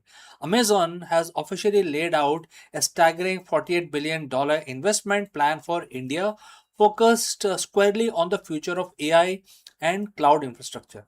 But why India and why now? Is this just about expanding data centers, or is there a bigger, deeper strategy at play? Today, we are pulling back the curtain on Amazon's massive roadmap to transform India into the world's next great AI powerhouse. We are going to break down where the money is going, what it means for the Indian economy, and most importantly, what it means for people like you and me. To understand the why, we have to look at the where. Over the last decade, India has evolved from being the back office of the world to becoming a global innovation hub. We are seeing a surge in startups, a massive pool of engineering talent, and digital first population that is hungry for AI solutions. Friends, if you have reached so far, please let me know the name of the city or country from where you are watching this video. Alright, now let's proceed further on our breakdown. Amazon, through its cloud arm AWS, already has footprint here, but this 48 billion commitment is a signal. It's Amazon saying that they aren't just here to do business, they are here to build the underlying architecture of India's digital future. This investment isn't just about throwing money at a problem, it's about infrastructure. It's about fiber optics, massive data centers, and the compute power required to run the next generation of generative AI models. If the AI is the engine of the 21st century, Amazon wants it to be the company building the fuel station all across Indian subcontinent. So let's get into the technicals here. Where does $48 billion go? A huge chunk of this is destined for the AWS infrastructure. We're talking about scaling up existing data centers in Mumbai and Hyderabad. If you have been following the tech space, you know that Hyderabad has quickly become a data center capital due to its affordable climate, power availability, and government support. But beyond the steel and concrete, it is about the AI stack. Amazon is deploying advanced hardware, custom chips, high speed networking gear to ensure that Indian startup can train LLM large language models locally. This is crucial. By keeping data sovereignty within the country, Amazon is making it easier for Indian fintechs, healthcare providers, and retail platforms to build AI applications that are compliant, fast, and secure. This isn't just about cloud storage anymore. It's about giving developers the tools to build the next unicorn company right here in India. Critics often ask, what does this mean for the average person? Well, the projections are massive. We are looking at a roadmap that aims to support millions of jobs, everything from direct employment at data centers to indirect roles in logistics, software development, and AI research. Let's talk about the small business angle. Amazon is integrating AI tools to help the Kirana stores, the local mom and pop shops, digitize their operations. Imagine an AI powered supply chain that predicts exactly what a small shop in a remote village need to stock, and when that is the kind of efficiency $48 billion can buy today, and that is what they're aiming to do. This aligns perfectly with India's goal of becoming a developed nation, which is, in other words, Viksit Bharat. By investing in this digital backbone, the Amazon is essentially lowering the barrier to entry for Indian entrepreneurs to compete on a global stage. Now, I want to keep it real with you. A $48 billion plan sounds perfect on paper, but the reality is complex. We are talking about massive energy consumption to power these AI servers. We're talking about strict data protection regulation in India that are constantly evolving. There is also intense competition. Google, Microsoft, and homegrown Indian players are all fighting for the same market share. Amazon isn't alone in this race. The success of the investment depends on how well Amazon navigates the local regulatory landscape and effectively, they can bridge the AI divide, ensuring that this tech reach is not just the big in the big metros like Bangalore or Hyderabad, but tier 2, tier 3 cities as well. At the end of the day, Amazon's $48 billion move is a long term play. They are betting that India's digital economy will not just grow, it will explode. If they get this right, they aren't just selling cloud services, they are becoming the invisible foundation of the entire nation's digital infrastructure. So, friends, what do you think? Is $48 billion enough to make India the global leader in AI, or there are hurdles we aren't talking about yet? Drop your comments below. I read each and every single one of you. You know that already. Don't forget to like this video if you learned something new, and hit that subscribe button to keep up with the future of the tech. I'm CK, and I will see you again in the next one.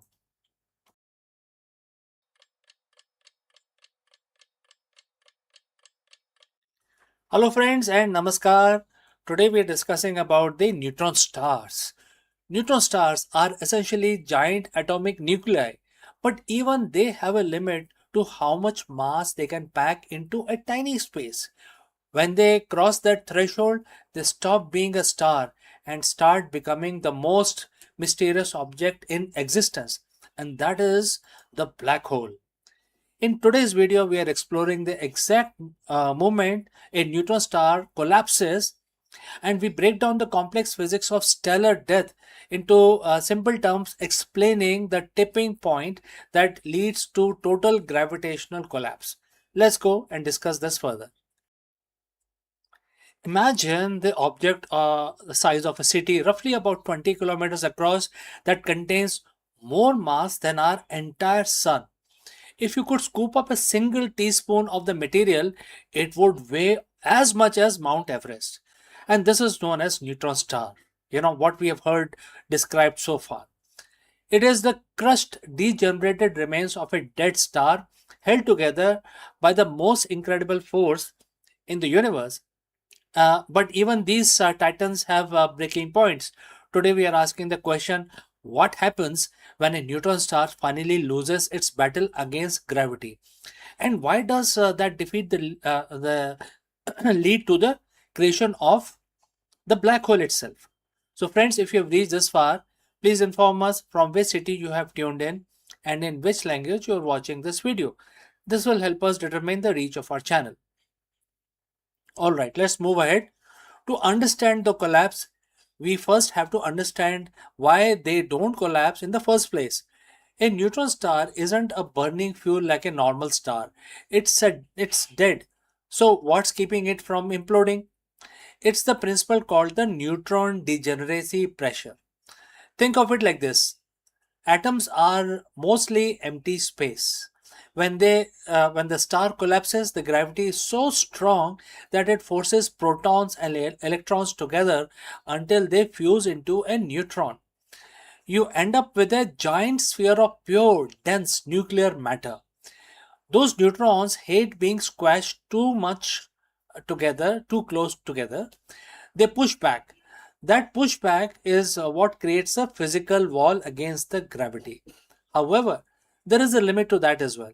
That limit is called the Tolman Oppenheimer Volkoff limit, or in other words, short TOV limit, named after the physicist who first crunched the numbers.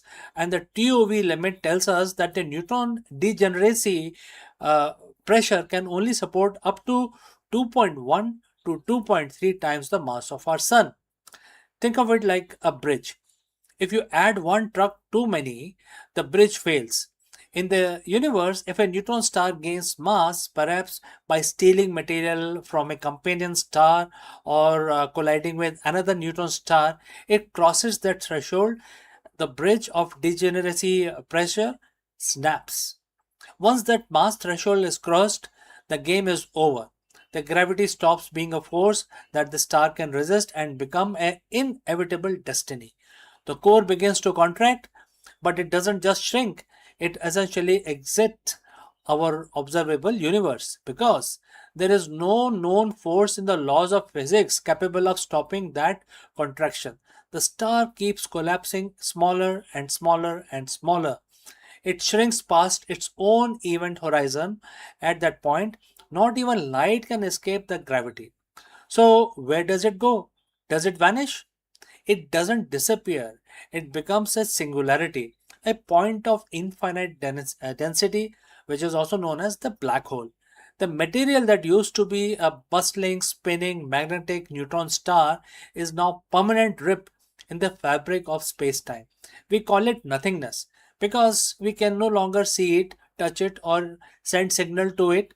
It has essentially removed itself from our reality. The death of neutron star is the ultimate testament to the power of the gravity. It's a reminder that our universe, there are rules, and when you push those rules to the absolute limit, physics itself forces a change in the state of existence. So friends, next time you look at stars, remember, some of them aren't just sitting there, they are holding on for the dear life, balanced on a razor's edge between being a star and becoming a black hole in the fabric of space and time. Thanks for watching. If you want to dive deep into the mysterious cosmos, make sure that you hit the subscribe button. And friends, I will catch you again very soon in the next one. Hello friends, in this section of our live stream, we dive deep into the groundbreaking journey of the Artemis 2 mission, where human crew finally ventured into the shadow of the moon. For decades, we have relied on the robotic probes to map the lunar far side, but the human eye sees what camera often misses. Join us as we explore the incredible sights witnessed by crew from never before seen crater complex to eerie rugged terrain of the lunar South Pole. Let's go and explore this further. For over 50 years, the far side of the moon has been a place of myth and robotic photography. We have seen the grainy black and white photos from the Soviet probes and high definition scans from the lunar reconnaissance orbiters. But until April 2026, no human eye had looked upon the moon's hidden face since the end of Apollo program. On April 1st, 2026, four pioneers, Reed Wiseman, Victor Glover, Christina Koch, and Jeremy Hansen, shook the Florida coast as they rode a pillar of fire into the sky. They weren't just going back to the moon, they were going beyond it. Artemis 2 was designed to test the limits of the Orion spacecraft, but it becomes something much more. A voyage into the darkness where humans saw things that camera simply cannot capture. Today we are looking at what the crew of Artemis 2 discovered when they crossed into the lunar night. So friends, if you have reached this far, please inform us from which city you have tuned in and in which language you are watching this video. This will help us determine the reach of our channel. As Orion moved away from Earth, the crew achieved a milestone that had stood from over half a century. On April 4th, they officially surpassed the distance recorded set by Apollo 13, reaching a maximum distance of over 252,760 miles from our home planet. But the real mission began on April 6th. As the spacecraft swung around the moon, the crew prepared for the loss of signal, which is LOS. This is the moment when the massive bulk of moon blocks all radio waves from Earth. For 40 minutes, the crew of Artemis 2 were almost isolated humans in history. In fact, the most isolated humans, completely alone in the silent vacuum of the lunar far side. It was during this window of silence that the unseen moon began to reveal itself, reveal its secrets. Why is the far side so different? To the naked eye, the side of the moon we see from Earth is covered in something called Maria, those dark, smooth volcanic plains. But as the Artemis crew looked at through their window, they saw a world that was rugged, battered, and almost entirely mountainous. They passed over the Hertzsprung Basin, a massive double-ringed impact crater that stretches over 300 mile, almost 300 mile wide. Mission specialist Christina Koch noted the intricate rings of the basin, which looked far more 3D and jagged than the satellite photo had ever suggested before that. But then something unexpected happened. As they moved into the moon's shadow, the crew witnessed a rare in space solar eclipse. From their perspective, the moon completely swallowed the sun. The pilot Victor Glover described the sight as unreal. When the sun blocked, the crew could see the sun's corona, its ghostly outer atmosphere, flaring out from behind the black disk of the moon. But even more incredible was the earth shine, because the earth was nearly full from the moon's perspective. It reflected enough light to actually illuminate the dark surface of the moon in a soft, eerie blue glow. Perhaps the most startling discovery made during those hours in the darkness was something the scientists back at NASA hadn't explicitly planned for. While peering at the darkened lunar surface, the crew began to report seeing pinpricks of lights. Commander Reed Wiseman radioed back once communication was restored, and he said, the quote start, that was definitely an impact flash. And Jeremy just saw another one. And the quote close. So in total, the crew reported 6 distinct meteoroids striking hitting the moon in real time. These were tiny space rocks slamming into the lunar soil at tens and thousands of miles per hour, exploding in a millisecond long burst of bluish white light. Why is this a big deal? Because it proves that the moon is under constant bombardment. For future missions like Artemis 3, where astronauts will actually live on the surface, understanding the frequency of these impact flashes is a matter of life and death. The crew's eyes were able to detect this tiny, fast event that most automated satellite would have definitely missed. Artemis 2 splashed down safely in the Pacific on April 10th, 2026, but the data they brought back is changing everything. We know that the far side topology is even more complex than we imagined, and that the dark side of the moon is far more active than we once thought. So, as we look towards the future, to the first woman and the next man walking on the lunar South Pole, we do so with the knowledge gathered by 4 people who went into the darkness, came back with a new vision of our closest neighbor, which is the unseen moon. So the unseen moon is unseen no longer. So if you want to stay updated on the upcoming Artemis 3 landing and the future of Mars exploration, make sure to hit the subscribe button. The journey is just beginning, and I will see you in the next one. Before I leave this section, a word about our affiliate partner. Stop settling for a good enough video. If your built-in laptop camera looks like a grainy mess, it is time for an upgrade. Want to instantly level up your video presence? I like to present the Lenovo Performance FHD webcam. This is a game changer for your desktop setup. Technically, this is packed. It has a very sensitive RGB sensor, very crisp photographs it takes. Also comes with 2 microphones on board, which helps you to record very clear voice in stereophonic format. And these microphones are very sensitive. You can actually move away from the camera up to 2 meters, and these microphones will pick up your voice without any problem. This is a very strong piece. This is very sturdy. Comes with tripod ready. Comes with a very long leash, so it gives you a lot of flexibility to place the webcam wherever you want to keep in your studio. And also it has a swivel base, which is also very handy. So if you want to basically level up your game and you want to pick up this camera at a discount, please click on the link here or scan the QR code. Now let's get back to our video.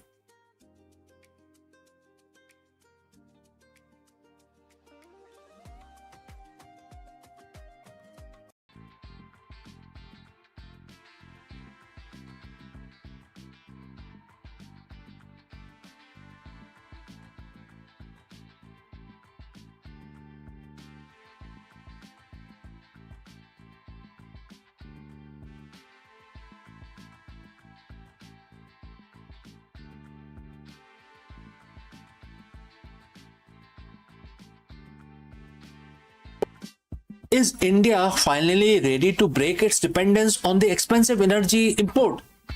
In order to answer this very profound question, we will actually discuss about a massive move towards Atmanirbhar Bharat. The Union Cabinet has officially greenlit a huge project which is worth 37,500 crore, and this project includes coal gasification scheme. This ambitious project aims to transform India's vast coal reserves into cleaner synthetic gas, chemicals, and fuels, potentially saving the economy billions in import bills. Let us discuss this further. India is at the crossroads. We are one of the world's fastest growing economies, but there has been a massive hole in our pocket. Every year we spend billions, literally trillions of rupees to import energy. We were talking about LNG, urea, methanol, etc. But what if I told you that the solution isn't coming from overseas? It's already here, buried right under our feet. On May 13th, 2026, Union Cabinet chaired by Prime Minister Narendra Modi dropped a bombshell. A 37,500 crore incentive scheme for coal gasification. This isn't just a subsidy, it's a high stake bet to turn our black gold into clean usable gas. Is this the masterstroke that finally end our reliance on foreign fuels? Or is it a $1 billion gamble on a controversial technology? Today we are going to break down the 37,500 crore deal, which is about coal gasification. All right. So friends, if you have reached this far, please inform us from which city you have tuned in and in which language you are watching this video. This will help us determine the reach of our channel. Now, let's continue. Let's look at the numbers. India holds one of the world's largest gold reserves, roughly 401 billion tons. Yet, we are the world's biggest importers of energy. We import over 50% of our liquefied natural gas. We import nearly 90% of methanol and ammonia. We are 100% dependent on import for that today. This makes us vulnerable. When global prices spikes because of a war in the Middle East or supply chain issue in Europe, India pays the price at the petrol pump and at the grocery stores. The government message is very clear. We have the coal. Why are we buying the gas? To understand the bet, you have to understand the tech. The coal gasification is not burning coal. It is traditional power plant. You burn coal to create heat. In gasification, you heat coal in a controlled low oxygen environment with steam. Instead of smoke, this chemical reaction creates something called syngas, which is short of synthetic gas, a mixture of hydrogen and carbon monoxide. Why is syngas better? Because it is versatile. You can turn it into electricity. You can, also chemicals like methanol and ammonia for fertilizers. Synthetic natural gas, can replace LNG. Hydrogen for the future of clean transport. So what does this new scheme actually do? The government is putting its money where its mouth is. This 37,500 crore fund is designed to de-risk these massive projects. And here is a deal. The government will provide financial incentive to up to 20% of the cost of the plant and machinery. It is capped at 5,000 crore for a single project to ensure no one company hawks the whole fund. And what is the goal here? To gasify 100 million tons of coal by 2030. The government expects this scheme to trigger a massive rupees 2.5 to rupees 3 lakh crore in total investment from the private and public sector. Companies like Coal India, BHEL and GAIL are already lining up. This isn't just about energy, it's about food security and forex saving. Think about urea. India's agriculture depends on the urea. Urea requires ammonia, which we currently import. By making ammonia from domestic coal, we insulate our farmers from the global price shocks and the forex factor. In 2025 alone, our import bill for these products was a staggering 2.77 lakh crores. If you can cut even a quarter of that, it is a massive win for the Indian rupee. Plus, this scheme is technology agnostic, meaning it encourages indigenous Indian technology, reducing our reliance on foreign contractors. Now, let's address the elephant in the room: the environment. Is coal, ever truly clean? Technically, coal gasification is cleaner than burning coal. It allows for easier capture of CO2 and removes pollutant like sulfur before the gas is used. However, it is still a fossil fuel. Critics argue that the overall carbon footprint is still significant unless we add carbon capture and storage (CCS) technology. But for India, this is a bridge technology. It's like for some temporary measures. We can switch to 100% solar overnight without risking blackouts. Gasification allows us to use our existing coal more efficiently while we build our renewable grid. The 37,500 crore is a massive bet.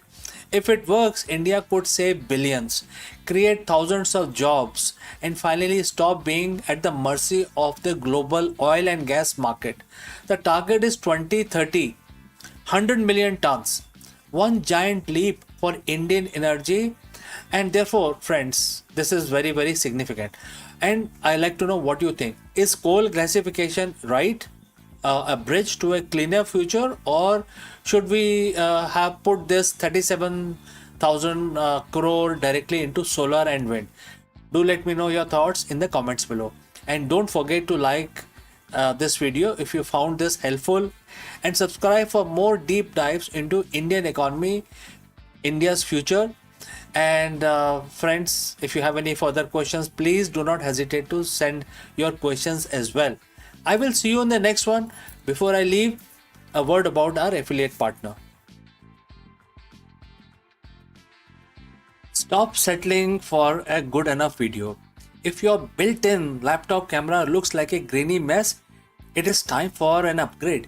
Want to instantly level up your video presence? I like to present the Lenovo Performance FHD webcam. This is a game changer for your desktop setup. Technically, this is packed.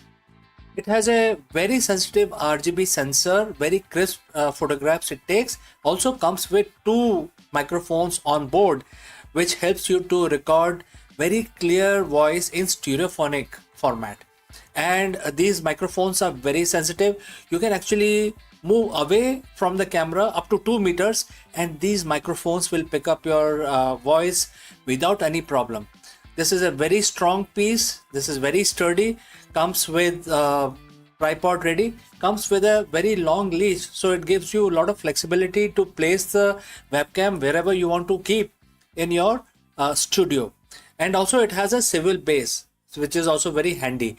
So if you want to basically level up your game and you want to pick up this camera at a discount, please click on the link here or scan the QR code. Now let's get back to our video.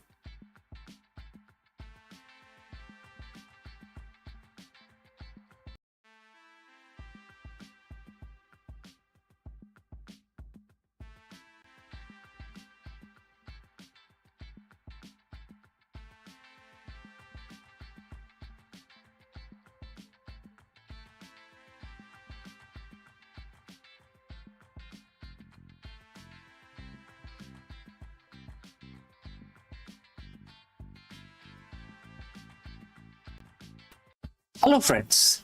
In today's hyper-connected yet fragmented business world, a CEO's greatest asset isn't just data, it is the universal awareness.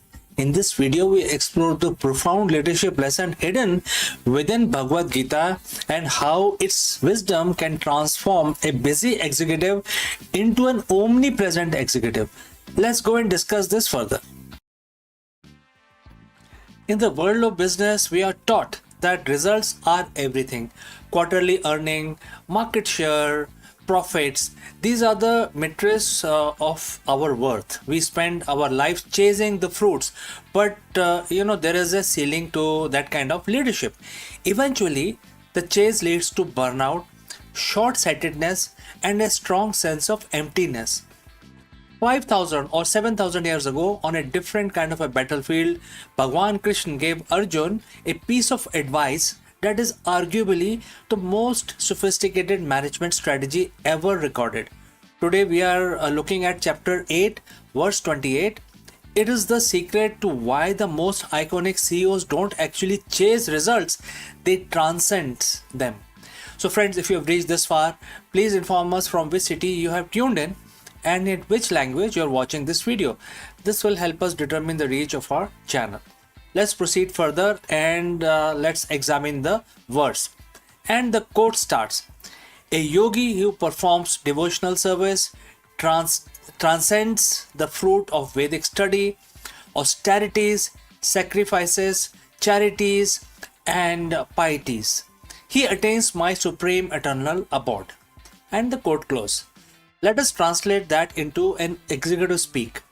In the ancient context, the Vedic study and the austerities were the standard best practice for success.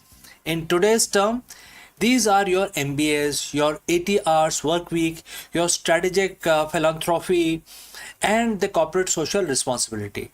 Krishna isn't saying these things are bad. He's saying these are, intermediate goals. A yogi CEO doesn't just do the work to get the result. They perform the devotional service. In business, we call this purpose-driven leadership. Why does Bhagwan Krishna tells us to transcend the fruits? Because when a CEO is obsessed with the fruit, which is in other terms is profit, or the exit strategy, three things can happen. First, risk aversion. You become afraid to innovate because you might lose the immediate prize. Second, short-termism. You sacrifice the health of the company in your 5-year bonus and year on year. So basically you're now waiting for 5 year, and then on every year you're basically ignoring the company's health. Third, anxiety. Your peace of mind is at a mercy of the market. So when the verse talks about transcending the fruits, it's about decoupling your identity from the outcome. When you stop chasing the result, you gain the clarity to see the move that actually wins the game. And the verse mentions about devotional service. For a CEO, this doesn't mean you have to be in a temple. It means your work is an offering to a higher mission. Think of the Yuan Koinard at Patagonia or Satya Nadella's shift at Microsoft. They shifted from beating the competition to a higher purpose.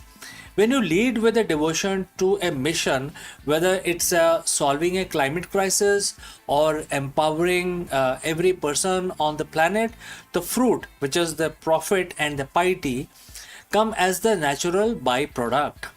By aiming for the supreme abode, which we can interpret as the ultimate vision or your legacy, you automatically satisfy all the smaller matrices of success. The verse concludes, and the quote starts, "He attains my supreme eternal abode," quote close. For a leader, the supreme abode is the state of equanimity. It is the ability to lead from a place of inner stillness. While the other CEOs are panicking over a bad quarter, the yogi CEO remains fixed on the eternal vision. This isn't just the spiritual fluff, it is the competitive advantage. A leader who cannot be shaken by the fruits is the most dangerous competitor in the room, because they are playing an infinite game while everyone else is playing a finite one. So, here is the challenge for the modern executive. Look at your sacrifices and your charity and your studies. Are you doing them just for the fruits? Well, I think that's a question that you can send it across to us if you want to share. Chapter 8, verse 28 invites you to level up, stop chasing the quarterly numbers, quarterly earnings, start performing your leadership as a service to a higher purpose. When you transcend the result, you don't lose them, you master them. The best CEO don't just build companies, they attain a legacy that lasts. They reach their supreme abode. So friends, are we ready to stop chasing this, start chasing the result and start transcending? Do let me know. Thanks for watching, and if you have any questions, please do not hesitate to send it across. Before I go, I would like to speak few words about our affiliate partner. Stop settling for a good enough video. If your built-in laptop camera looks like a grainy mess, it is time for an upgrade. Want to instantly level up your video presence? I like to present the Lenovo Performance FHD webcam. This is a game changer for your desktop setup. Technically, this is packed. It has a very sensitive RGB sensor, very crisp photographs it takes. Also comes with 2 microphones on board, which helps you to record very clear voice in stereophonic format. And these microphones are very sensitive. You can actually move away from the camera up to 2 meters, and these microphones will pick up your voice without any problem. This is a very strong piece. This is very sturdy.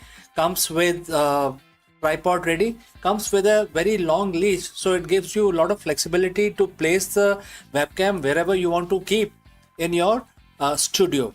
And also it has a swivel base, which is also very handy.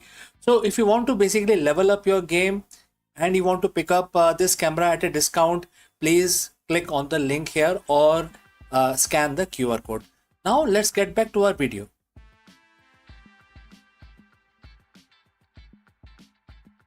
In the boundless silence of space, where the radiation lashes like an invisible storm and the vacuum strips away every trace of comfort, one would expect life to flutter. Yet, against all odds, tiny fungal spores have endured, and their survival is more than a scientific curiosity. It is a defiant proclamation that biology is tougher than we have imagined. Clothed in a melanin armor, suspended in metabolic stillness, these microscopic voyagers cling to existence in the most hostile frontier known to mankind. So let's find out more about this. In the cold silence beyond Earth's protective atmosphere, where the radiation storm rages and temperatures plummet, life is not expected to endure. Yet, in the recent experiment, which have revealed a startling resilience, certain fungi, hardy and unyielding, have survived prolonged exposure to deep space condition, and their survival challenges our assumption about the fragility of biology and raises profound questions about possibility of microbial hitchhikers journeying to the Mars. So scientists have placed spores of extramophilic fungi aboard orbital platform, exposing them to the cosmic radiation, vacuum, and the relentless cycle of solar flares. So months later, when these were retrieved and examined, many spores remained viable, and their cell wall, rich in melanin, acted as a shield against the radiation, while their metabolic dormancy allowed them to endure starvation and desiccations. So what seems like a death sentence became a testament to evolutionary ingenuity. So these organisms born in shadow of Earth's ecosystem proved capable of weathering the hardest frontier. So if you have reached this far, please inform us from which city you are watching us and which language you are watching this video. This will help us to determine the reach of our channel. So going forward, the implication of ripple outward. So if the fungi can survive the journey, so too might bacteria or other microbes. And these raises a specter of forward contamination, the accidental transport of Earth's life to the Mars. A single resilient spore nested in the crevice of spacecraft could seed alien soil, and implication the search or implicating for indigenous Martian life. So the line between the discovery and contamination grows perilously thin. For planetary protection agencies, the survival of fungi is both a marvel and a warning. Yet there is another perspective, and that is, we are talking about opportunity. If the fungi can endure space, they might one day serve as allies in colonization. And their ability to recycle nutrients, break down the waste, and even produce protective compound could make them invaluable partner for astronauts establishing habitats on Mars. Imagine a fungal bioreactors converting Martian logit into fertile soil, or shielding domes infused with melanin to observe the radiation. So, what begins as a survival experiment could evolve into a cornerstone of extraterrestrial agriculture and medicine. The survival of fungi also touches on the deeper philosophical questions, and that is life. And it seems it is like a fragile frame, easily extinguished, but can the strong force that can cling to existence wherever it can. So the cosmos, the vast and indifferent, it may be, but it not empty with the possibilities. And each spore that endures in the orbit whispers of resilience, of stubborn refusal of biology to yield. In their microscopic triumph, the fungi remind us that life is not confined to Earth. It is a universal experiment, always probing the boundaries of possibilities. As humanity prepares for Mars mission, these fungal survivors stand as both cautionary tale and the beacon of hope. They warn us that the thread of this survival, we have to actually deal with careful insight, and least we overwrite Martian biology with our own. But they also inspire us to imagine a future where Earth's smallest organism help us to thrive on very distinct world, and in quiet endurance of these spores drifting through space, we glimpse the persistence of life itself, unyielding, adaptable, and forever reaching to new horizon, new boundaries. In the quiet resilience of these spores drifting unbroken through the cosmic abyss, we glimpse a truth larger than any single experiment. Life is not fragile, but defined. The fungi that endures in the deep space remind us that the biology is a force that adapts, persists, and seeks footholds even in the most hostile realm. As humanity prepares to step into the Mars, their survival is both a warning and a promise. Warning us to guard against the contamination, yet promising that life itself may be our greatest ally in the journey beyond Earth. So, in the void where the silence resigns, the spores whisper, a timeless refrain. A life refuses to die, and it is a refusal, it is a carrier that the seeds of tomorrow's world. So we have come to the end. Thanks for watching this, and we look forward for your comment. At the same time, we request you to subscribe our channel. See you in the next, but before we go further, a few words from our affiliate partner. Stop settling for a good enough video. If your built-in laptop camera looks like a grainy mess, it is time for an upgrade. Want to instantly level up your video presence? I like to present the Lenovo Performance FHD webcam. This is a game changer for your desktop setup. Technically, this is packed. It has a very sensitive RGB sensor, very crisp photographs it takes. Also comes with 2 microphones on board, which helps you to record very clear voice in stereophonic format. And these microphones are very sensitive. You can actually move away from the camera up to 2 meters, and these microphones will pick up your voice without any problem. This is a very strong piece. This is very sturdy. Comes with tripod ready, comes with a very long leash, so it gives you a lot of flexibility to place the webcam wherever you want to keep in your studio. And also it has a swivel base, which is also very handy. So if you want to basically level up your game and you want to pick up this camera at a discount, please click on the link here or scan the QR code. Now let's get back to our video. In the vast silence of desert, where the survival seems almost impossible, scientists have uncovered a hidden alliance that rewrites our understanding of endurance.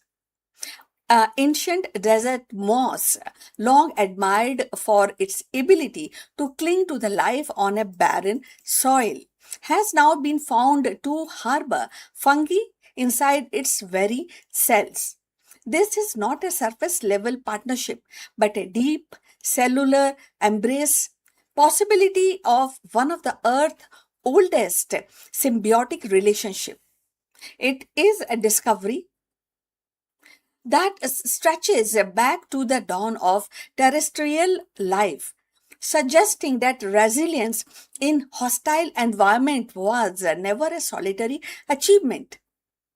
Moss brought photosynthesis and shelter, and fungi brought biochemical tools to withstand drought and scarcity.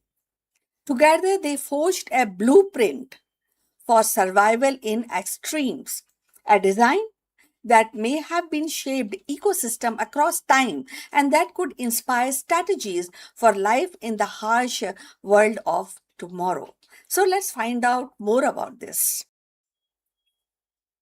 So in the parched silence of deserts, where the survival is daily negotiation with the heat and scarcity, scientists have uncovered a story written in the smallest of the living thread. Desert moss, a humble pioneer of a barren landscape, has been found to harbor fungi inside its very cells. This is not a casual association, but a deep, intimate partnership, possibly one of the Earth's oldest symbiotic relationships. It is a revelation that the stretches our imagination back hundreds of millions of years to a time when a life was still learning how to endure the hardest of the environment. Mosses are among the earliest land plant, and their lineage traces back to the dawn of terrestrial colonizations. They thrive where a few others can, on rocks and in desert and frozen tundra. So their resilience has long been admired. But the discovery of fungi nested within these their cells added a new dimension to their survival story. Fungi, with its extraordinary ability to break down the minerals, recycle nutrients, and tolerate extreme, may have been the silent partners in its journey all along. Together, moss and fungi form a living alliances which compensating for the others' vulnerabilities. The moss provides shelter, photosynthesis, and energy. The fungus offer biochemical tools to withstand drought, heat, and nutrient, and definitely scarcity in the harsh environment. So their partnership is not merely biological, or it is not even a curiosity, which is often we all feel and we want to go beyond it. It is an evolutionary strategy. Symbiosis has always been a cornerstone of life's success. So, from the mitochondria in our cell, one free living bacteria, the lichens that paint rock with the color cooperation has repeatedly proven more powerful than competition. The moss fungi bond may represent one of the earliest experiment in its principle, a prototype for survival in a hostile world. It suggests that the adaptation to the desert and the other extreme habitats was not achieved alone but through alliances forged in the microscopic intimacy. So, friends, if you have reached this far, please inform us from which city you have tuned in. This will help us to determine the reach of our channel. Now let's continue with our discussion. The implication ripple outward. If mosses could endure desert by welcoming fungi into their cells, then perhaps similar strategies allowed plants to colonize barren continents, shaping the ecosystem that would later support animals and eventually humans.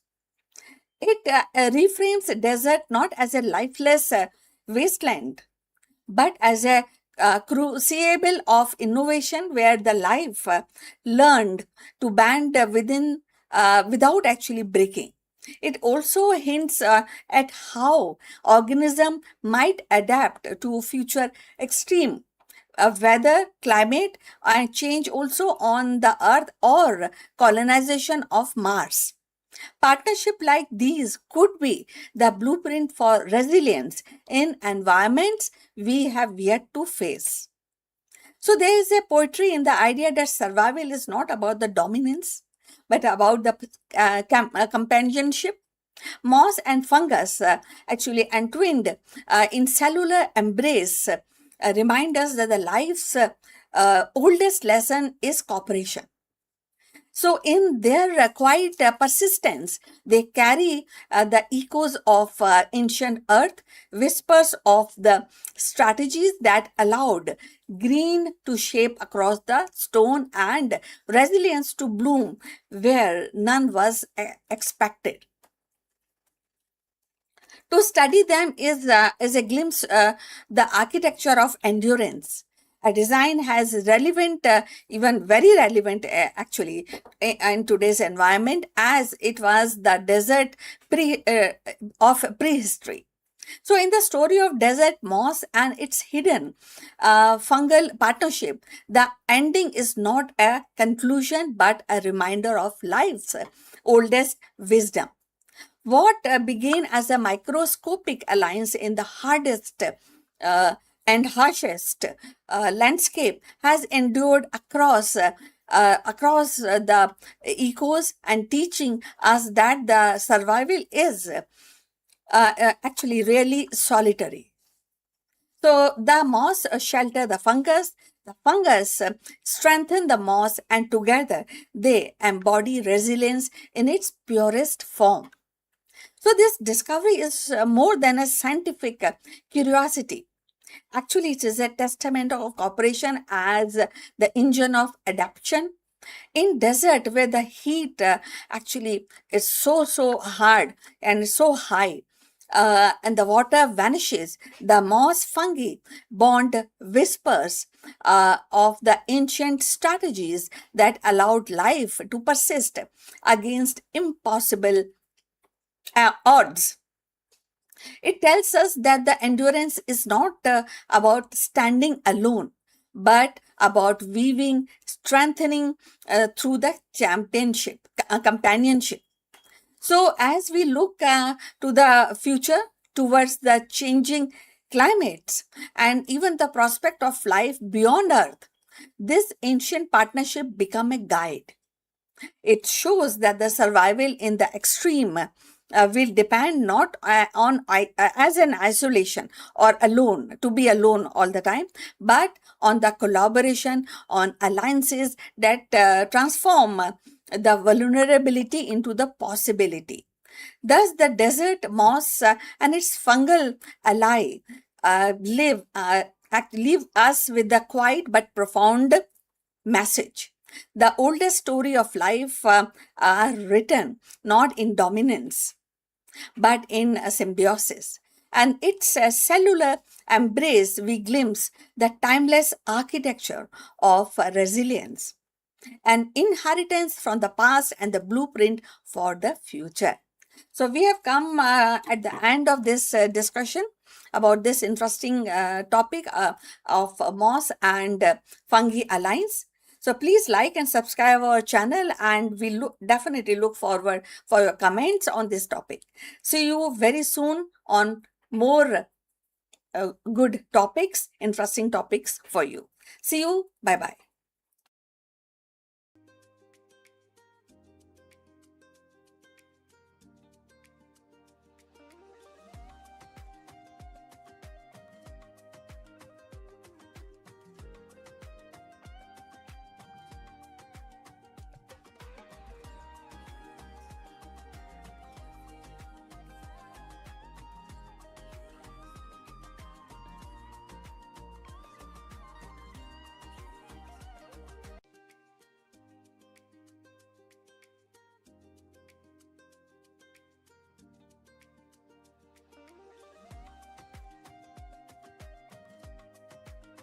The idea of robots living alongside us has been belonged to the realm of science fiction. Yet today it is edging into the reality. With the debut of AI-powered robot designed specially for home use, the boundary between futuristic imagination and everyday life is dissolving. These machines are no longer confined to factory floors or research labs. They are stepping into kitchen, living room, bedroom, promising to transform the domestic routine.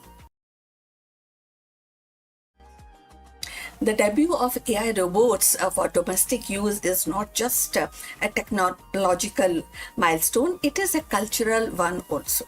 It sparks curiosity, inspires hope, ignites debate. So, are we welcoming helpful assistants into our lives or surveillance device disguised as a companion? The answer may shape not only the future of our household but also the broader relationship between human and intelligent machine. Artificial intelligence has begun to step out of the research lab and corporate offices into the most intimate of the space, our home. So debut of AI powered domestic robots marks a turning point in consumer technology, one that blends convenience with controversy. So these machines are designed to handle everyday tasks, tidying rooms, monitoring energy use, assisting with cooking, or even offering companionship. And this appeal lies in the promise of freeing up time, reducing household stress, and creating a seamless, smart living environment.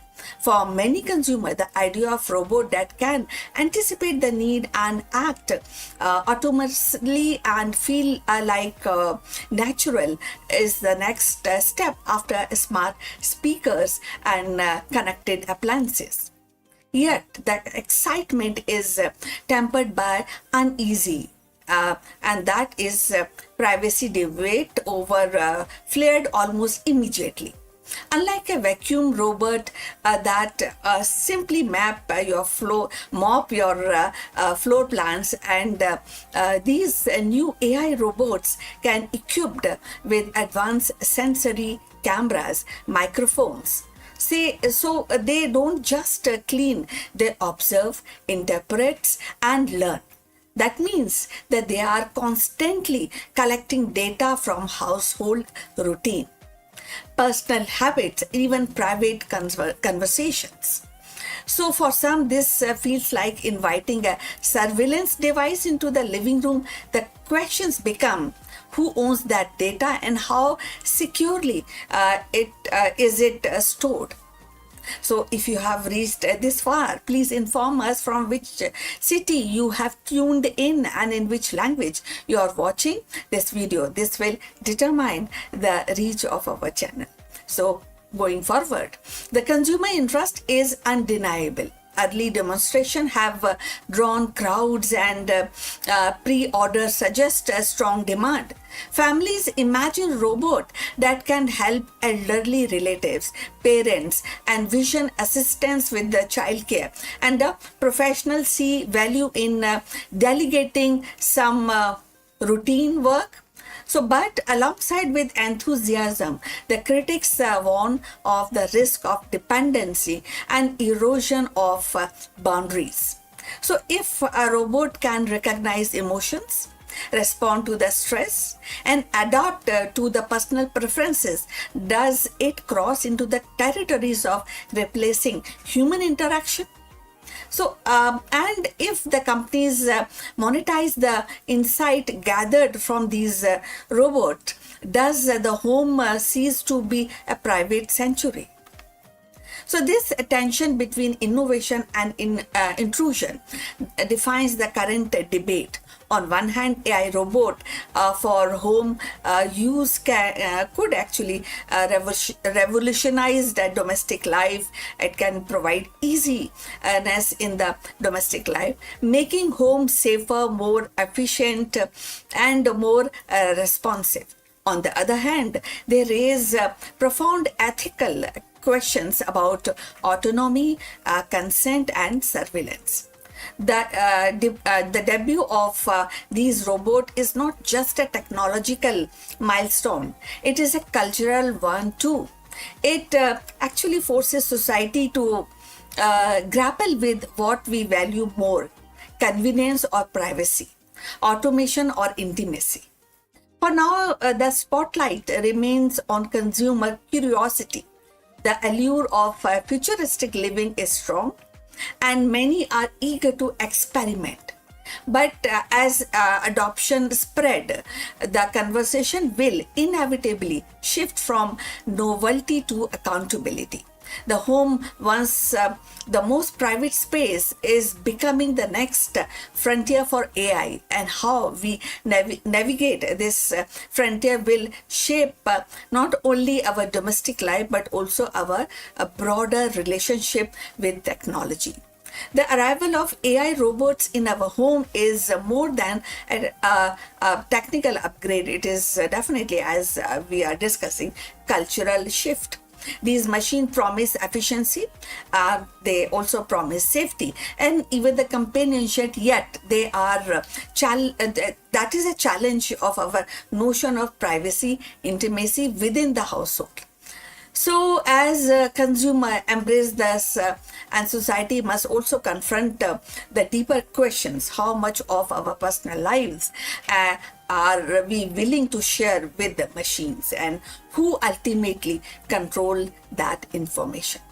So that is that whether they become a trusted helper or controversial intruders will depend only on the technological itself, but also value we choose to uphold as we invite artificial intelligence into our most private corners of our lives. So we have come to the end. Thanks for watching. Please like and subscribe our channel, and see you in the next one. But before we close this live streaming, few words about our affiliate partner. Stop settling for a good enough video. If your built-in laptop camera looks like a grainy mess, it is time for an upgrade. Want to instantly level up your video presence? I like to present the Lenovo Performance FHD webcam. This is a game changer for your desktop setup. Technically, this is packed. It has a very sensitive RGB sensor, very crisp photographs it takes. Also comes with 2 microphones on board, which helps you to record very clear voice in stereophonic format. And these microphones are very sensitive. You can actually move away from the camera up to 2 meters, and these microphones will pick up your voice without any problem. This is a very strong piece. This is very sturdy. Comes with tripod ready. Comes with a very long leash, so it gives you a lot of flexibility to place the webcam wherever you want to keep in your studio. And also it has a swivel base, which is also very handy. So if you want to basically level up your game and you want to pick up this camera at a discount, please click on the link here or scan the QR code. Now let's get back to our video.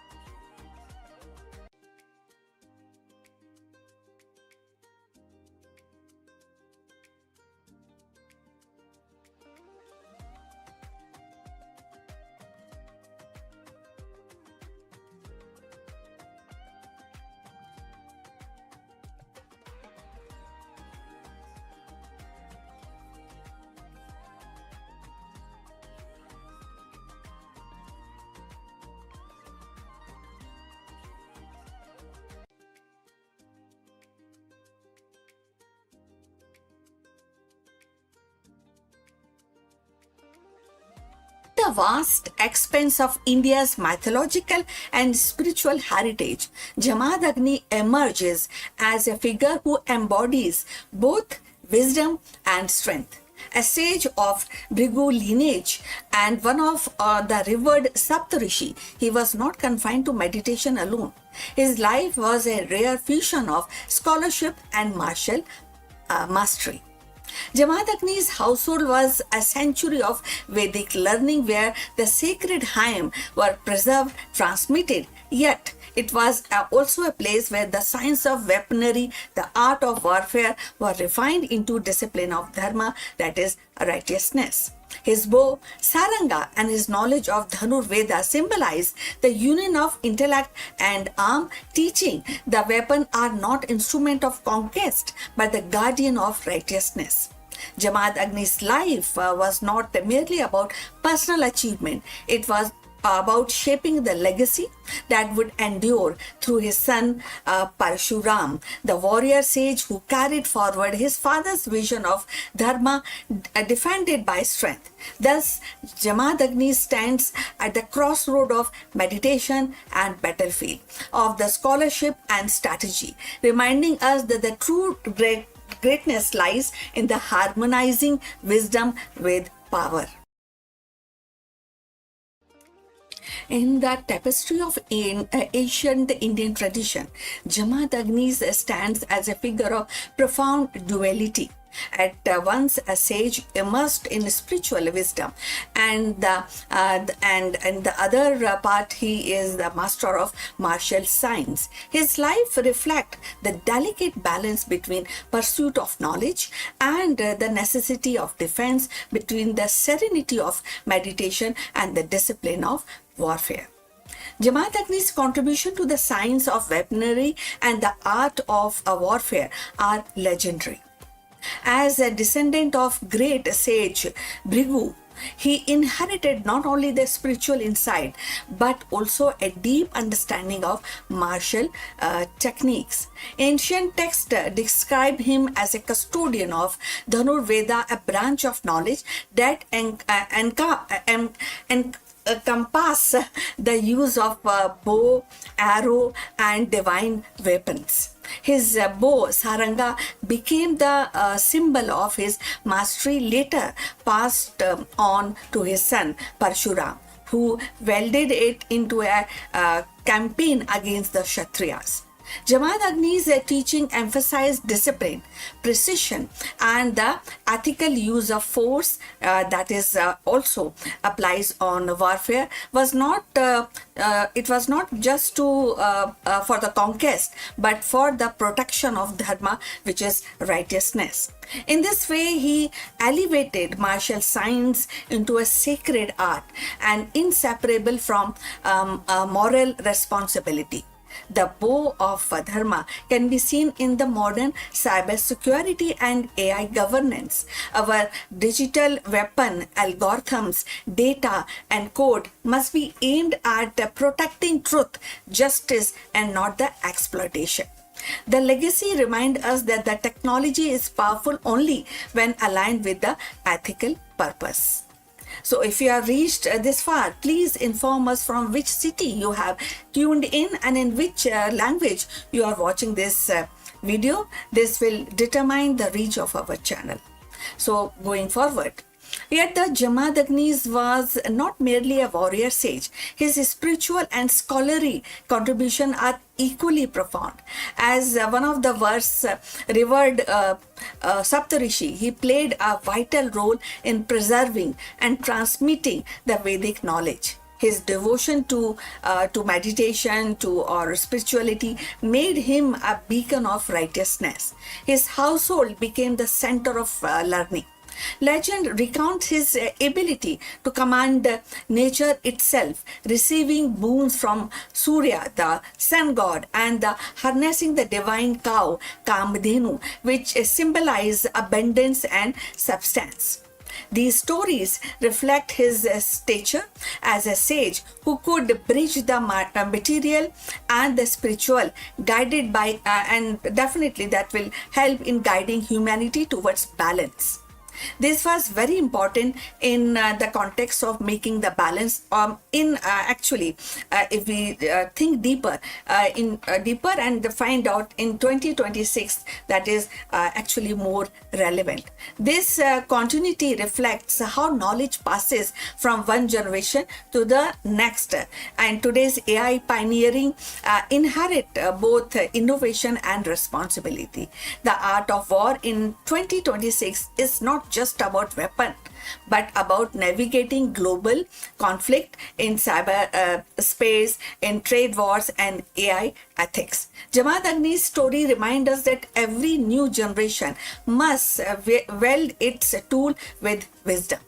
The tragedy of Jamadagni's death, slain by the men of King Kartivirya Arjun for refusing to surrender Kamdhenu, underscores the eternal tension between the spiritual authority and the worldly power. His martyrdom ignited Pashuram's vow to rid the earth of oppressive rulers, ensuring that Jamadagni's legacy lived on not only in a scholarship but also in action.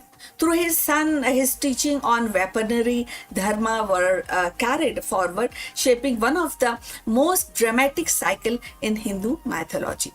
So Jamaat Agni's life thus embodies a rare synthesis, the science of warfare tempered by spiritual wisdom. He demonstrated that true mastery of arms must be guided by restraint, ethics, and devotion to higher principle. His scholarly contribution ensured the continuity of Vedic tradition, while his martial legacy empowered future generation to defend righteousness. And him, the sage and the warrior, were not opposite, but it is kind of a two-face of one life dedicated to preservation of dharma, that is righteousness. Now, if we see in the context of 2026, this mirrors actually how nations and corporations debate the ethical use of AI autonomous weapon. Just as Jamadagnis insisted on restraining, today's leaders grappled with ensuring AI-driven defense system remain accountable to human values. So Jamadagni's life is a reminder that the pursuit of wisdom and the mastery of strength are not opposite paths, but a complementary one. As sage, he safeguarded the Vedic tradition, nurtured the scholarship and the spiritual discipline. As a master of weaponry, he elevated warfare into a sacred science, teaching that arms must serve the righteousness rather than ambition.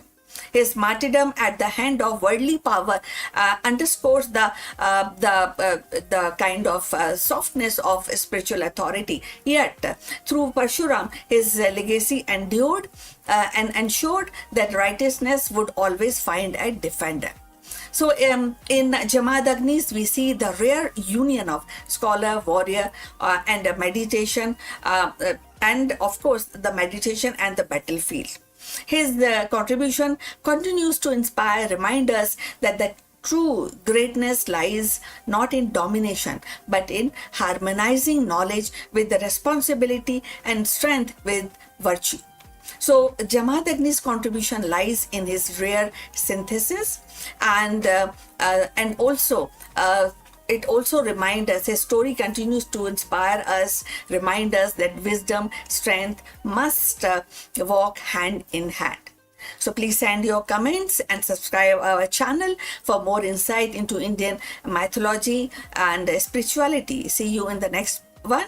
But before we close this live stream, a few words about our affiliate partner.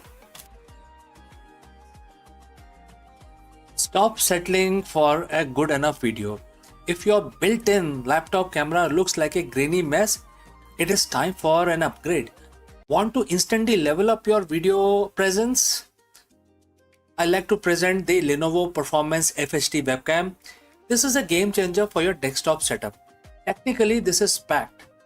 It has a very sensitive RGB sensor, very crisp photographs it takes. Also comes with two microphones on board, which helps you to record very clear voice in stereophonic format. And these microphones are very sensitive. You can actually move away from the camera up to 2 meters, and these microphones will pick up your voice without any problem. This is a very strong piece. This is very sturdy. Comes with tripod ready. Comes with a very long leash, so it gives you a lot of flexibility to place the webcam wherever you want to keep in your studio. And also it has a swivel base, which is also very handy. So if you want to basically level up your game and you want to pick up this camera at a discount, please click on the link here or scan the QR code. Now let's get back to our video.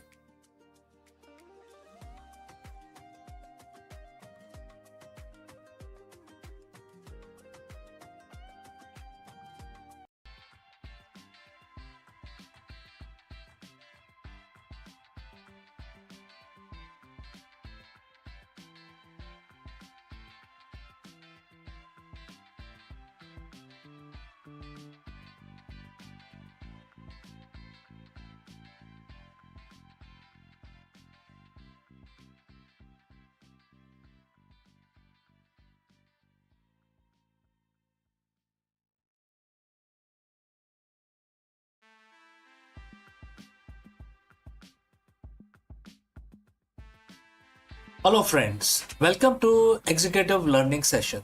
In today's high pressure corporate world, CEOs are often obsessed with the quarterly reports. But what if focusing less on the result actually would lead to better performance? That's a very big and profound question. Therefore, today in this video, we break down the profound leadership wisdom of Bhagavad Gita. And we will also explore how it serves as a blueprint for the modern mindful executives. We explore the concept of Karma Yogi, a leader who performs their duty with intense focus and excellence without becoming slave to the result. So therefore, friends, stick around with this thought and let's explore this further. Picture this. It's 11 p.m. on a Sunday and you're starting working at a spreadsheet. You have got a quarterly board meeting in 48 hours. The numbers aren't where they need to be and your heart is racing. Your sleep is now non-existent and your identity, your very worth as a leader is tied entirely to the bottom right cell of the screen, right? This happens to everybody, isn't it? Well, we have been taught that the greatest leader you must be result driven. We must obsess over KPIs, exit strategies, and stock prices. But here is a paradox. The more tightly you grip the result, the more likely you are, likely to choke the process that creates it. Today, I want to share a piece of wisdom that is 7,000 years old, yet feels like it was written for this morning market volatility. It's from the Bhagavad Gita, chapter 6, first verse of chapter 6. It is a verse that redefines what it means to be a yogi and by extension what it means to be a leader. So friends, if you have reached this far, please inform us from which city you have tuned in and in which language you are watching this video. This will help us determine the reach of our channel. Let's proceed further. So now let's look at the verse. Quote starts. A true yogi or a true renunciant is the one who performs his duty renouncing attachment to result, and not one who abandons work or the sacrificial fire. Quote close. Now, when we hear the word yogi or renunciant, we think of someone sitting on a mountain far away from emails and supply chain issues. But Bhagwan Krishna says something radical here. He says the true yogi is not the one who quits. It's the one who stopped doing the work. It's also not that. In business context, Krishna is saying you don't have to quit your job to find peace. You don't have to stop being ambitious. The sacrificial fire for CEO is the office, the factory, and the boardroom. The distinction isn't whether you work it's how you relate to outcome of what works, etc. So what is the result paradox? So when we attach to the result, we operate from a place of fear. Fear of failure, fear of loss, fear of looking bad. When the brain is in the fear mode, the prefrontal cortex, the part of your brain responsible for high level strategy and innovation, shuts down. Attachment creates tunnel vision. You become so focused on the win that you miss the ethical red flags or the innovative pivot that could have saved your company. Attachment creates fragility. If your happiness depends on the green KPI, a red KPI will shatter your confidence completely. So, Gita suggests a better way. Perform your karma, your karma, the duty at hand. Imagine the professional athlete. If a golfer is thinking about a trophy while they are, mid swing, they will miss the shot. To win the trophy, they must forget the trophy exists and focus entirely on the mechanics of the swing. That is leading without attachment. The verse mentioned not abandoning the sacrificial fire. In ancient times, this was the literal fire of ritual. Today, for a leader, it is the energy of the action. Leading without attachment does not mean leading without excellence. In fact, it requires more excellence. When you aren't worried about how the result will make you look, you are free to be. There are several things you are free to be. First is bold, because you aren't afraid of the fallout. Second is the present, because you aren't living in the future quarter. And third is the objective, because you see the data for what it is, not what you want it to be. A true CEO, which is yogi, performs their duty because it is the right thing to do, not because it means something to, earn your bonus, etc. They treat their company as a sacrifice, a contribution to the world. So how do we actually do this? How do we walk into the board meeting tomorrow and lead without the attachment? There are few ideas which I want to share with you. First is shift from what to how. Instead of asking, will they reach the target? Ask, are we executing this with the highest level of integrity and skill? If the process is perfect, the result is inevitable, and it's the inevitable byproduct. Second, the 5-minute detailer. Before a high stake pitch, take 5 minutes to remind yourself, I have a right to work, but not to the fruits. Tell yourself that your value as a human being is independent of this deal. Watch how much more charismatic and calm you would become before you get into the meeting. Now, the third idea is reward effort, not just outcome. So, as a leader, stop only celebrating the wins. Start celebrating the karma as well. The disciplined, high quality effort, even when it doesn't lead to a win, this builds a culture of psychological safety. So, Bhagavad Gita isn't asking you to be less ambitious. In fact, it is asking you to be freer. So when you stop being a slave to the result, you become master of your actions. You will become unshakable executive. You will still show up and you still, the light of fire, and you still do the work, but you do it with a smile, knowing that while you cannot control the wind, you can always control how you set your sail. So friends, what do you think? Thank you for your time. Thank you for joining live. Let's go back to the fire and do the work. And if you have any questions, please feel free to send it across. Before I wind up this session, a word about our affiliate partner. Stop settling for a good enough video. If your built-in laptop camera looks like a grainy mess, it is time for an upgrade. Want to instantly level up your video presence? I like to present the Lenovo Performance FHD webcam. This is a game changer for your desktop setup. Technically, this is packed. It has a very sensitive RGB sensor, very crisp photographs it takes. Also comes with two microphones on board, which helps you to record very clear voice in stereophonic format. And these microphones are very sensitive. You can actually move away from the camera up to 2 meters, and these microphones will pick up your voice without any problem. This is a very strong piece. This is very sturdy. Comes with tripod ready. Comes with a very long leash, so it gives you a lot of flexibility to place the webcam wherever you want to keep in your studio. And also it has a swivel base, which is also very handy. So if you want to basically level up your game and you want to pick up this camera at a discount, please click on the link here or scan the QR code. Now let's get back to our video.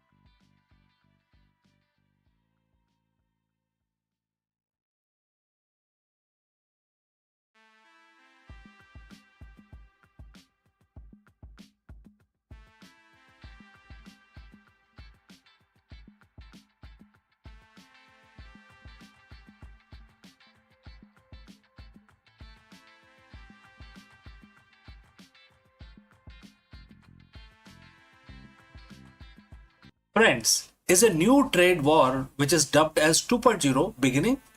As the US radically rewrites its global tariff rules, India is launching a high stake diplomatic mission to Washington, D.C. And therefore, in this video, we dive deep into why an Indian delegation led by Chief Negotiator Mr. Darpan Jain is rushing to US capital on April 20th, 2026 to save $1 billion trade deal. So what is happening now? Well, the trade landscape between the world's two largest democracies has shifted overnight following a landmark US Supreme Court ruling that limited the president's emergency tariff powers. The Trump administration has introduced a new 10 to 15% global surcharge under Section 122 of the Trade Act. Now, this move has effectively reset the 18% tariff framework India and US agreed upon during the early February 2026. Now, India is fighting to maintain its competitive edge as other global players face the same flat rate. Let us discuss this further. On February 7th, 2026, the world thought the trade war between India and the US was finally over. Headlines around the globe announced the breakthrough. Washington would slash tariff on Indian goods to be a flat 18%, and in exchange the trade king and the Make in India giant would enter a new era of cooperation.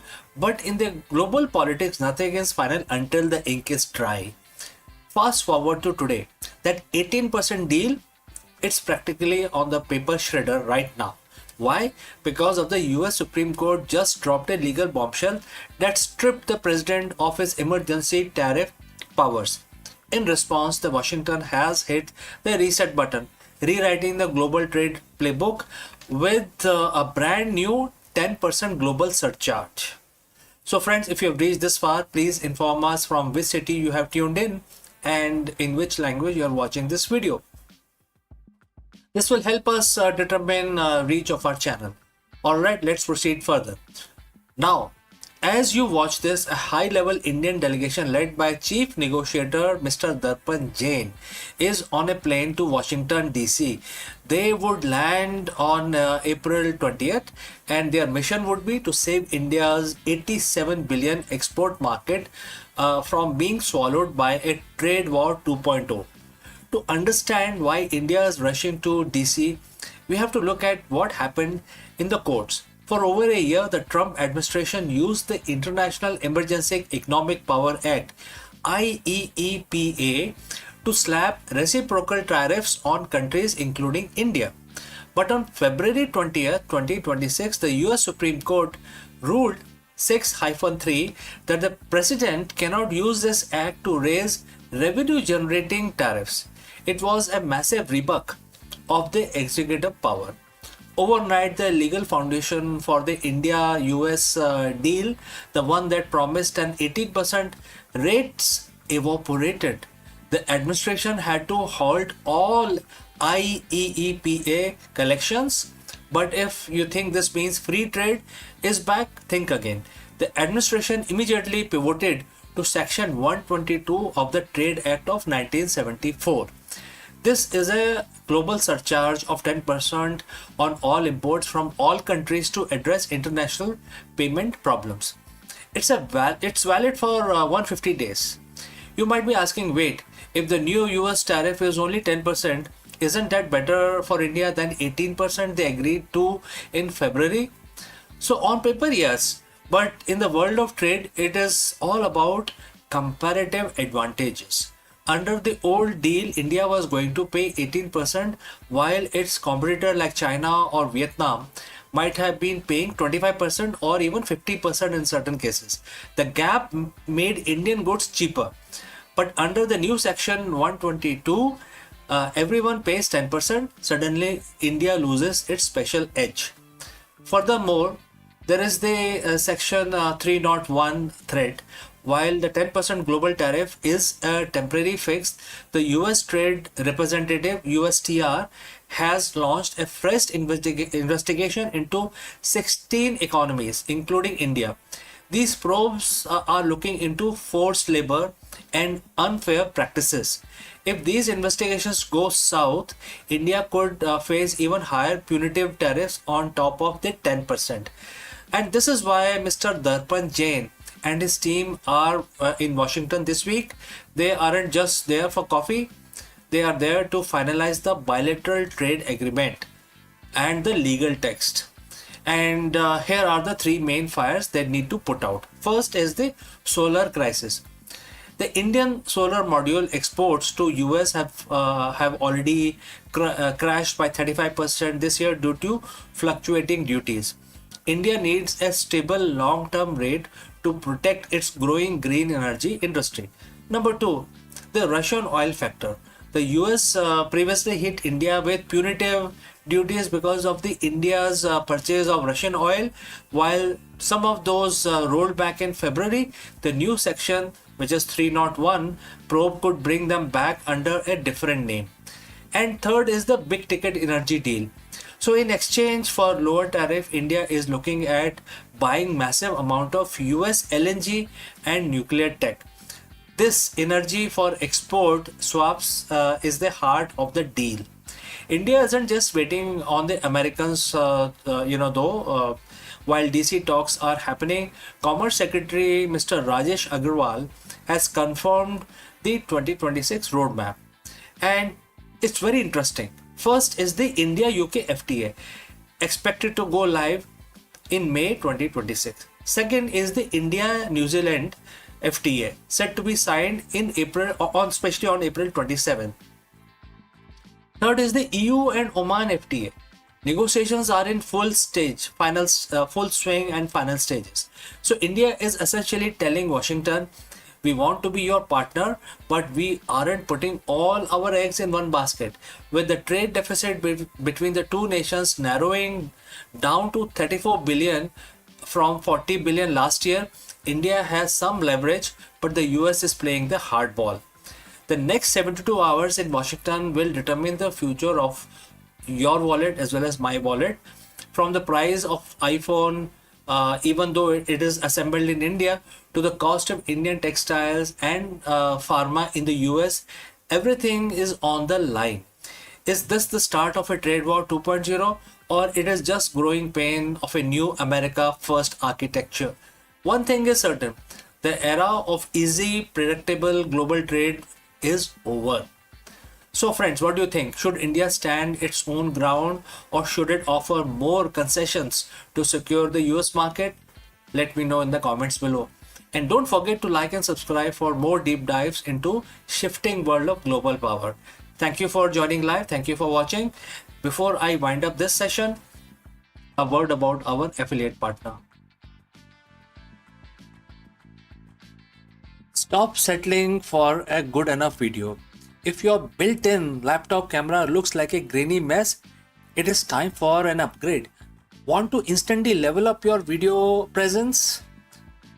I like to present the Lenovo Performance FHD webcam. This is a game changer for your desktop setup. Technically, this is packed. It has a very sensitive RGB sensor, very crisp photographs it takes. Also comes with 2 microphones on board, which helps you to record very clear voice in stereophonic format. And these microphones are very sensitive. You can actually move away from the camera up to 2 meters, and these microphones will pick up your voice without any problem. This is a very strong piece. This is very sturdy.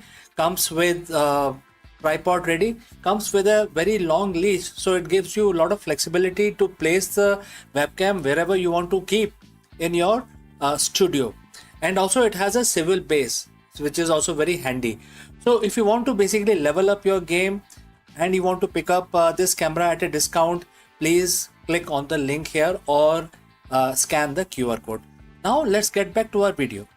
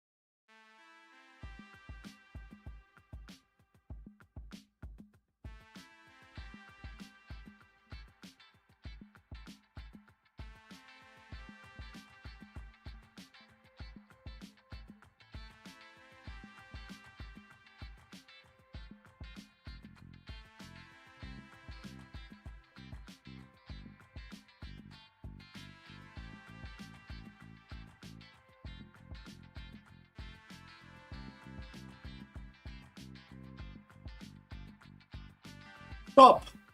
Before you hit the delete channel button or give up on your next upload, you need to watch this. Most creators quit YouTube exactly 3 feet from the gold. They see flat lines in their analytics and assume they are failing. But in reality, they are simply in a ghost phase, the period where the algorithm tests your consistency and your skills are being sharpened for the big break. In this video, we dive deep into the psychology of the content creation and why 0 views might actually be your biggest competitive advantage. How? Let us discuss this further. You are checking your phone again. It's been 3 hours since you uploaded your latest video and the one you spent all weekend editing. You have refreshed the studio app 10 times and the number hasn't budged. 4 views, 2 of which were probably you. The thought starts creeping in. Is this even worth it? You see other creators blowing up overnight and you feel like you are shouting into a void. You are ready already to quit, but before you hit that delete channel button, I need you to understand one thing. You aren't failing. You are actually in the most important phase of your journey. Most creators quit exactly 3 feet from the goal. Today I'm going to show you why nobody is watching is actually your secret weapon, and why your biggest breakthrough is like hidden right behind the urge to give up. Let's dive in. But before, if you have reached this far, please inform us from which city you have tuned in and in which language you are watching this video. This will help us determine the reach of our channel. I would also know who's watching and who's not. Alright, let's proceed further. Let's address the elephant in the room, which is the algorithm. We talk about it like it's a sentient being that hates us. It doesn't, but it's a system built on trust. When you are a new creator or you're trying to pivot, you enter what I call the ghost phase. Think about it. Why would YouTube push your content to millions of people if you are only person you can stay consistent for only 2 weeks? The algorithm is testing two things: your competence and your consistency. During this ghost phase, you have a massive advantage that no big creator has, which is freedom to fail. When nobody is watching, you can experiment, you can find your voice, you can mess up the lighting, and you can make terrible jokes without hundreds and thousands of people judging you. This is your training ground. You are not being ignored, you are being incubated. This is the concept from the book Atomic Habits, called the plateau of latent potential. We expect progress to be in a straight line up. We think if I put in X amount of work, I should see X amount of views. But the growth on YouTube is exponential, not linear. You spend months, maybe years, working in the valley of disappointment, and this is where you're putting in the work, but the result aren't showing yet. You are building the foundation. It's like bamboo tree. It grows underground for 5 years, developing a massive root system, and then it shoots up 80 feet in 6 weeks. So if you quit during the root building phase, the tree will never grow. Every video you make into a flop is actually a root.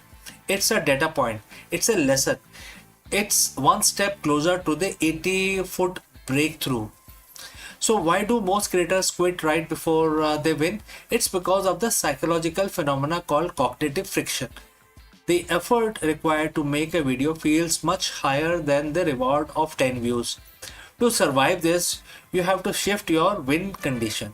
If your win condition is to get 1000 views, you get 50, you feel like as if you have lost it. You feel defeated. But if you win condition is like getting 1% better at color grading, or write a more compelling hook, or you do that, you have won already, right? I mean, if you do all of these core competencies, regardless of the view counts, don't you think so? Winning on YouTube is a war of attrition. The pros aren't necessarily the most talented people on the platform. They are the one who refuse to go away.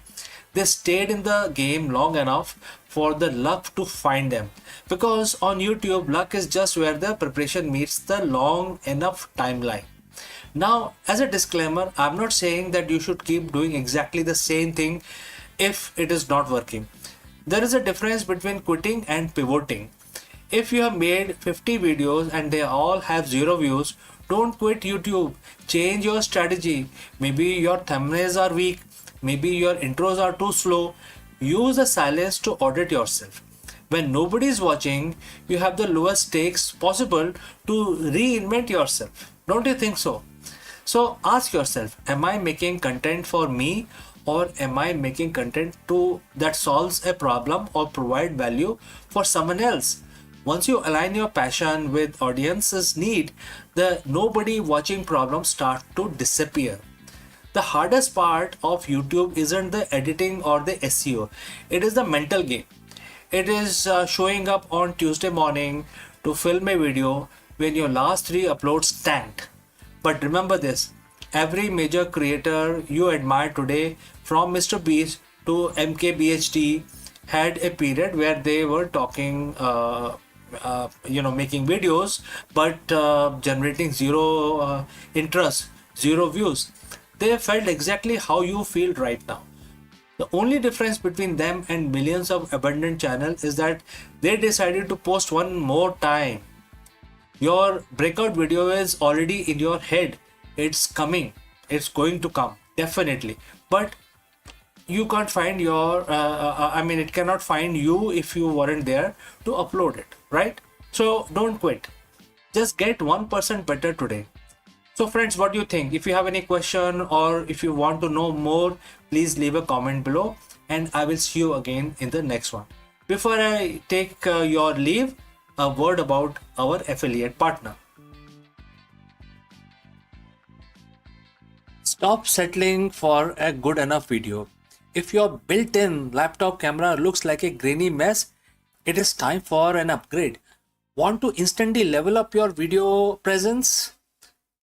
I like to present the Lenovo Performance FHD webcam. This is a game changer for your desktop setup. Technically, this is packed. It has a very sensitive RGB sensor, very crisp photographs it takes. Also comes with 2 microphones on board, which helps you to record very clear voice in stereophonic format. And these microphones are very sensitive. You can actually move away from the camera up to 2 meters and these microphones will pick up your voice without any problem.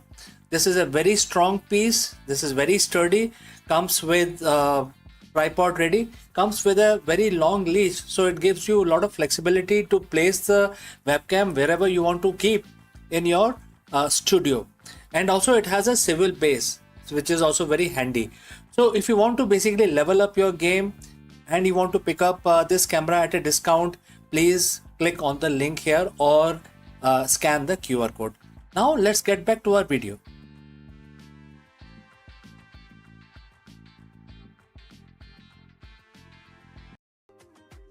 Hello friends, welcome to this high-level executive briefing. We explore the profound leadership wisdom found in Bhagavad Gita. While the modern corporate culture often drives leaders towards external validation and endless doing within quotes, this ancient verse reveals that the most effective leadership comes from a state of internal being. The inside-out executive breaks down how the concept of the yogi, one who is happy within and flooded with self-enlightenment, translate directly to the modern C-suite. Learn how to translate and transition from reactive management to proactive sovereignty. Let us explore this thought further. Welcome once again. We live in an era of the extreme leadership. We are taught that more we do, more we achieve. We track KPIs, market share, and quarterly growth. But there is a paradox at the top. Many executives have reached the pinnacle of the material success while, they feel more hollow than when they started.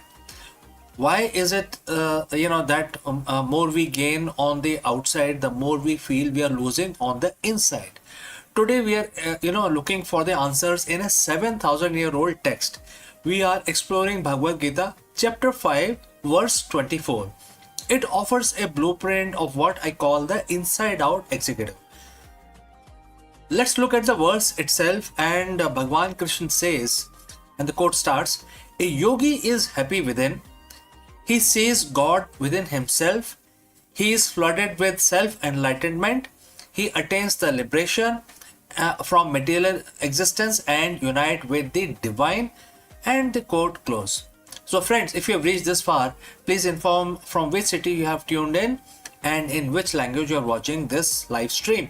This will help us determine our reach. Alright, let's proceed further. To the modern CEO, words like yogi or divine might feel distant. But let's translate this into a language of the leadership. A yogi is simply a person of the perfected discipline.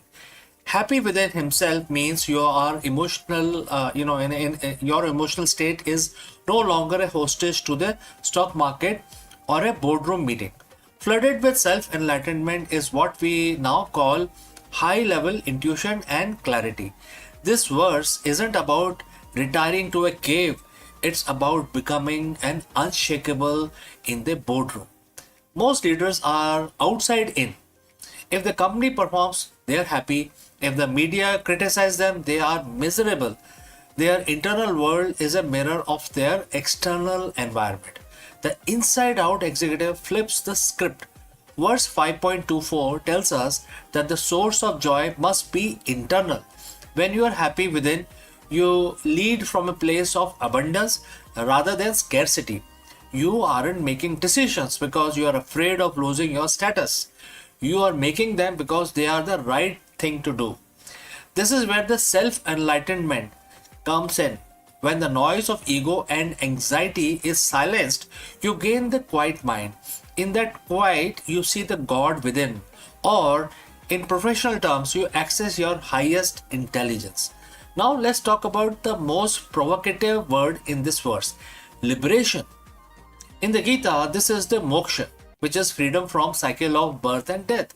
For an executive, this is freedom from the material grind.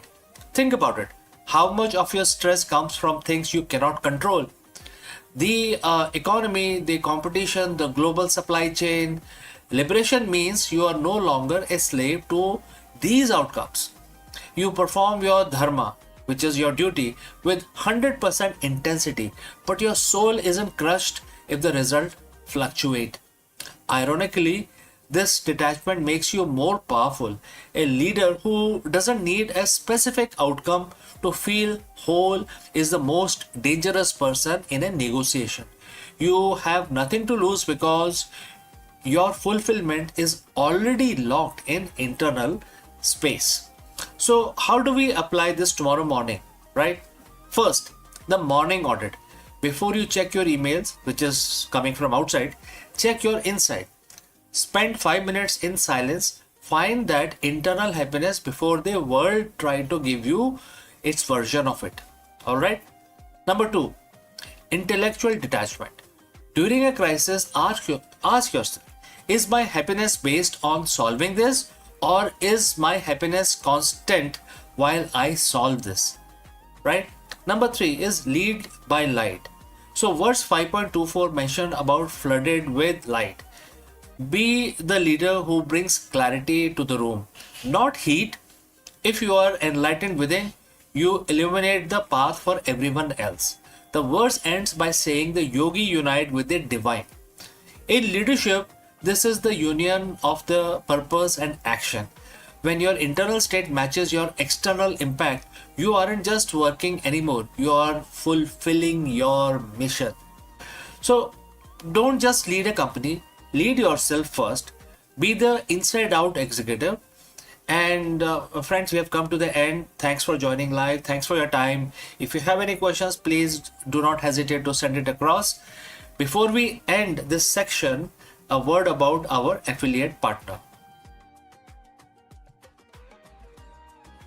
Stop settling for a good enough video.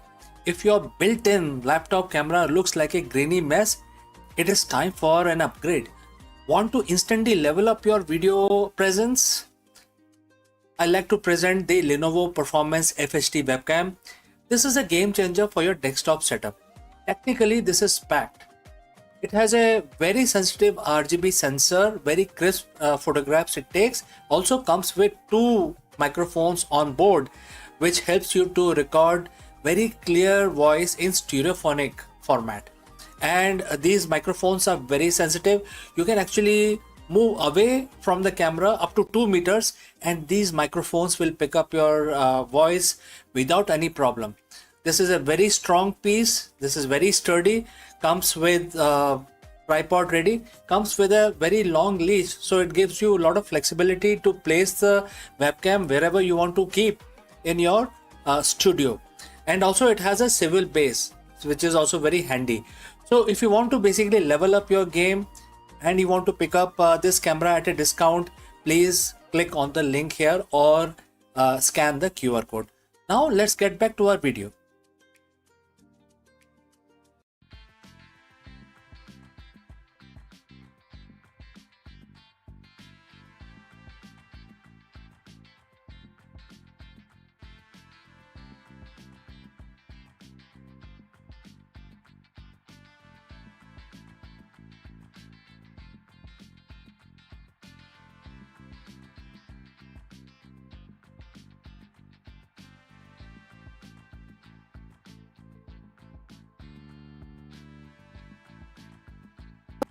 In the dawn of civilization, when society sought order amid the chaos of human desire and duty, a sage named Manu stepped forward to weave the law into life.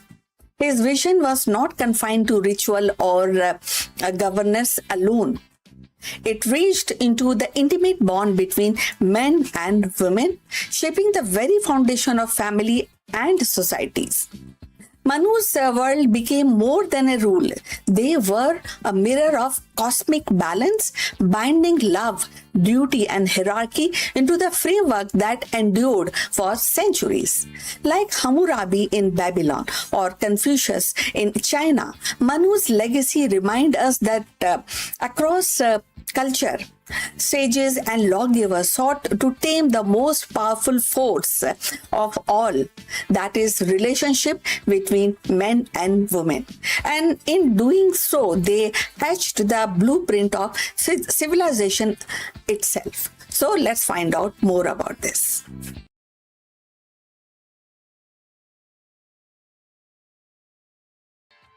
In the tapestry of ancient Indian thought, few figures loom as prominently as Manu, the legendary lawgiver whose name is inseparably tied to the Manusmriti, a text that sought to codify the rhythm of human life. Manu was not merely a sage, he was envisioned as the archetypal legislator, the one who translated cosmic order into social norms. His laws, particularly those governing the relationship between men and women, revealed both the aspiration and the anxieties of civilization, striving to balance duty, morality, and hierarchy. So the Manusmriti present marriage not as a private contract, but as a sacred institution woven into the fabric of dharma, which is righteousness. Manu's vision of gender relationship was deeply rooted in the idea of complement the men and women, and the men and women were seen as two halves of cosmic order, cosmic as a whole, each with a distinct role that together sustained society. The woman was reserved as the bearer of lineage, a guardian of household sanctity, and the embodiment of nurturing power. The man, in return, was tasked with the protection, provision, and pursuit of spiritual and worldly duties. In this framework, the harmony was achieved not through the equality in the modern sense, but through the balance which fulfilling a role that maintained cosmic and social order. So if you have reached this far, please inform us from which city you have tuned in and in which language you are watching this video. That will help us to determine the reach of our channel. So moving forward on this topic, yet the Manu's law also reflect the patriarchal structure of his time. Through Manu actually elevated the feminine principle in symbolic way.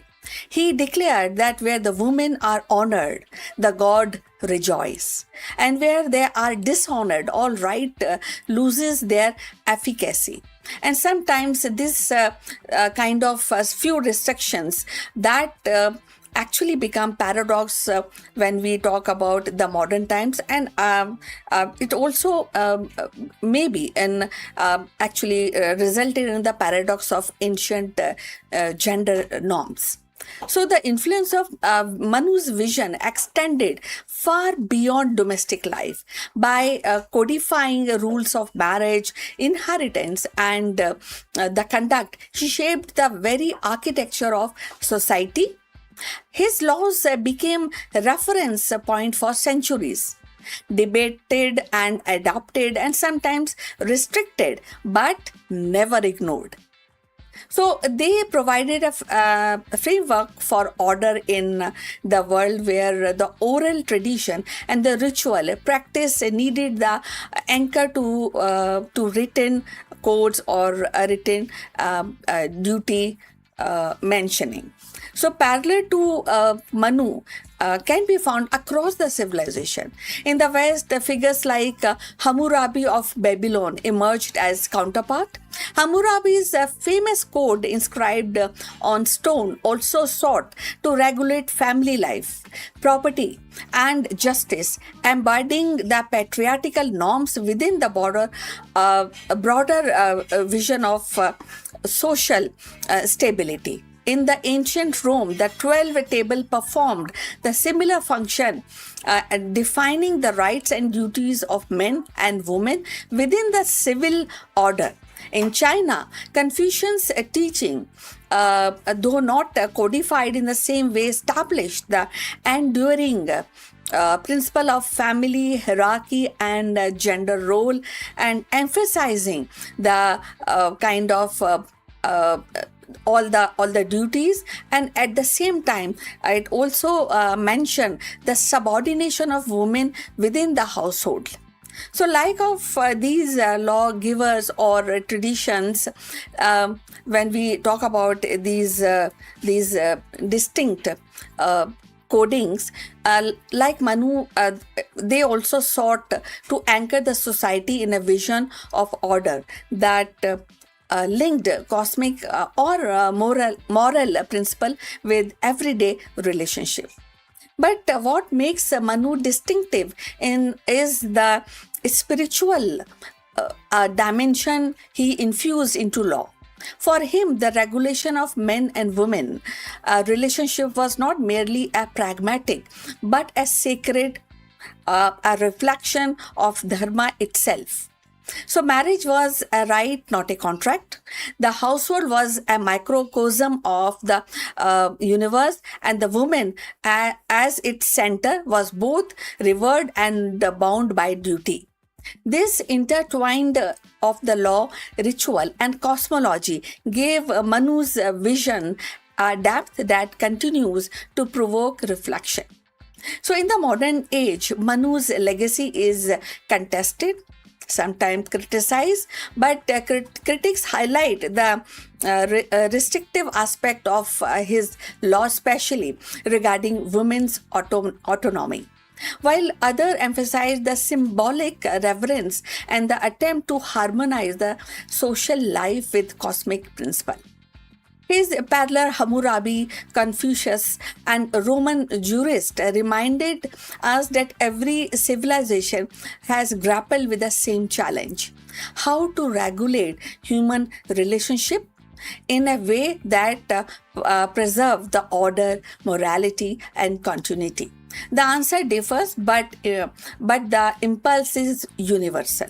Ultimately, Manu stands as both a product of his time, a figure of enduring influence, and his law revealed the ancient Indian attempt to weave the gender relation into a larger fabric of dharma, that is, righteousness, balancing reverence with restriction and symbolism with social control. In his vision, the relationship between men and women was not merely personal but civilizational, a cornerstone upon which the base of the society rested. And in this vision, we glimpse the perennial human quest to align the intimate bond of a family with the vast order of cosmos. So Manu's vision of men and women was not merely about domestic order. It was about aligning human bonds with cosmic laws. His words inscribed in the Smriti actually became both revered and contested, shaping the centuries of thought on duty, family, and society. Like Hammurabi's stone tablet or Confucius' teaching, Manu's legacy reminds us that every civilization sought to anchor relationship in principle larger than themselves. His laws may reflect the paradox of their ages, but reverence entwined with restriction, but at the same time, they endure as a testament to humanity's a timeless quest for harmony between love, duty, and greater order of the world. So, we have come to the end of this discussion. Please mention or write your comments on this topic. Also, please like and subscribe our channel. Look forward for your comments and see you in the next one. But before we end, few words from our affiliate partner. Stop settling for a good enough video. If your built-in laptop camera looks like a grainy mess, it is time for an upgrade. Want to instantly level up your video presence? I like to present the Lenovo Performance FHD webcam. This is a game changer for your desktop setup. Technically, this is packed. It has a very sensitive RGB sensor, very crisp photographs it takes. Also comes with 2 microphones on board, which helps you to record very clear voice in stereophonic format. And these microphones are very sensitive. You can actually move away from the camera up to 2 meters and these microphones will pick up your voice without any problem. This is a very strong piece. This is very sturdy. Comes with tripod ready. Comes with a very long leash, so it gives you a lot of flexibility to place the webcam wherever you want to keep in your studio. And also it has a swivel base, which is also very handy. So if you want to basically level up your game and you want to pick up this camera at a discount, please click on the link here or scan the QR code. Now let's get back to our video.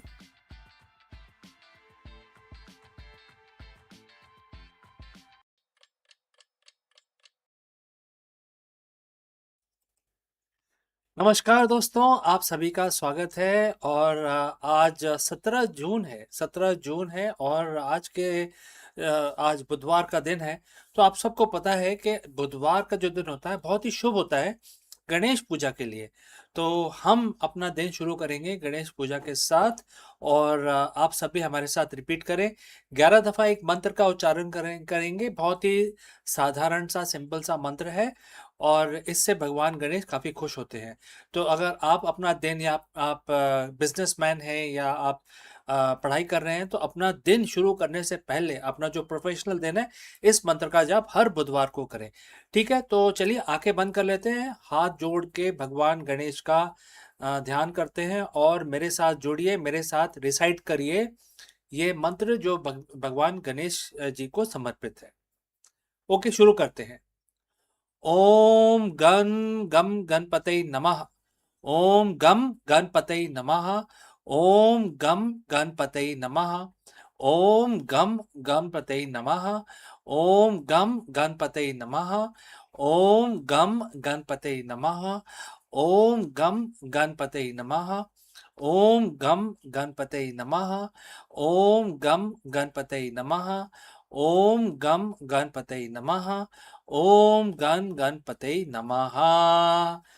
तो दोस्तों, हमारा आज की पूजा समाप्त हुई। भगवान गणेश को हमने आज अपना पूजा समर्पित की और आशा करते हैं आप भी हमारे साथ इसको रिपीट करेंगे।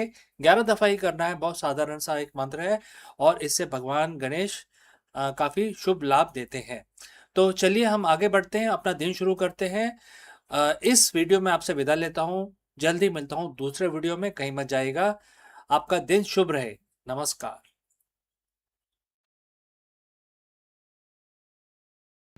For centuries, lightning has been regarded as a terrestrial phenomena, awe-inspiring but earth-bound spectacle of raw energy.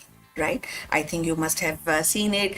Sometimes it creates ripples in your heart. Sometimes you enjoy the spectacle. It strikes across the sky, illuminating the storm clouds, rattling windows, reminding humanity of nature's which is untamed power. Yet, in the recent years, scientists have begun to uncover a startling truth. lightning is not confined to Earth, influencing the delicate balance of space weather that governs satellites, communication system, and even the safety of astronauts. The breakthrough actually came from a small NASA satellite, modest in size and which but monumental in ambition. Unlike the towering rockets or sprawling observation that often dominates the headlines, this satellite was designed with a precision, simplicity, and its mission definitely was study the electromagnetic fingerprints of lightning and trace how these pulses interact with ionosphere and the charged layer of Earth's upper atmosphere and beyond.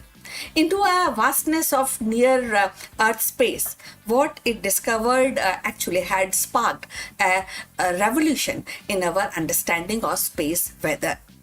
So if you have reached this far, please inform us from which city you have tuned in and in which language you are watching, because that will help us to determine the reach of our channel. So going forward, lightning is, it turned out, is more than a flash of light and a crackle of thunder. Each bolt sends electromagnetic waves and racing upwards, piercing the ionosphere like invisible arrow. And this wave, known as whistlers for these airy and descending tones, when captured by radio receivers, can travel thousands of kilometers along the Earth's magnetic field lines, and in doing so they disturb the charged particles and alter radiation belts and create a cascading effect that ripple through the space environment. For decades, space weather was thought to be driven primarily by solar activity, the flares, the coronal mass ejections, the solar winds that actually enters or disturbs the Earth's magnetosphere. While the sun remains the dominant force, lightning has now emerged as a hidden partner in its cosmic dance. So, as NASA satellite revealed that the terrestrial storm contribute to the fluctuation in radiation level around the Earth, subtly shapes the condition faced by satellites and spacecraft. In essence, every thunderstorm is a participation in the grand theater of space weather. So thus implication was profound. Communication network and GPS system and power grid all actually are kind of forced, kind of have a very soft softness to the space weather disruption. So by recognizing lightning role, the scientists can redefine predictive model and offering more accurate warning to industries and governments. A storm in the Midwest may not only ground the flight or knock out the local power, it may also send ripples into the orbit, affecting the satellite that guides ship across the ocean and monitor climate change. So beyond the practical, there is a poetic resonance to this discovery. So lightning, along a symbol of divine wrath or a natural chaos, is now revealed as a bridge between earth and space. It connects the terrestrial and celestial, reminding us that the boundaries are imagined between sky and cosmos, and that these are porous. So the flash that terrifies a child at night or inspire a poet verses is also a signal in the grand circuitry of the universe. And this revolution actually made lot of difference, you know. So and this revolution is not merely scientific, it is also cultural. By reframing lightning as a space weather agent, humanity is inviting to see storm differently. So they are also isolated tempest, but nodes in the planetary system, that extend the outward to the stars. The small NASA satellite has given us a new lens, one that transform every thundercloud into a participant in the cosmic dynamics. So, as recent research actually continues, we may find that lightning holds further secrets, perhaps influencing auroras, perhaps interacting with the cosmos rays, or perhaps even shaping the long term evolution of Earth's magnetosphere. So, what is certain is that the spark has been lit and a revolution is underway, one that begins with a flash in the sky and extends into the infinite expanse of space. So we have come to the end. Thanks for watching. Please like and subscribe our channel. Do send your comments on this topic. See you in the next one. But before we end this particular live stream, a few words from our affiliate partner. Stop settling for a good enough video. If your built-in laptop camera looks like a grainy mess, it is time for an upgrade. Want to instantly level up your video presence? I like to present the Lenovo Performance FHD webcam. This is a game changer for your desktop setup. Technically, this is packed. It has a very sensitive RGB sensor, very crisp photographs it takes. Also comes with two microphones on board, which helps you to record very clear voice in stereophonic format. And these microphones are very sensitive. You can actually move away from the camera up to 2 meters and these microphones will pick up your voice without any problem. This is a very strong piece. This is very sturdy. Comes with tripod ready, comes with a very long leash, so it gives you a lot of flexibility to place the webcam wherever you want to keep in your studio. And also it has a swivel base, which is also very handy. So if you want to basically level up your game and you want to pick up this camera at a discount, please click on the link here or scan the QR code. Now let's get back to our video.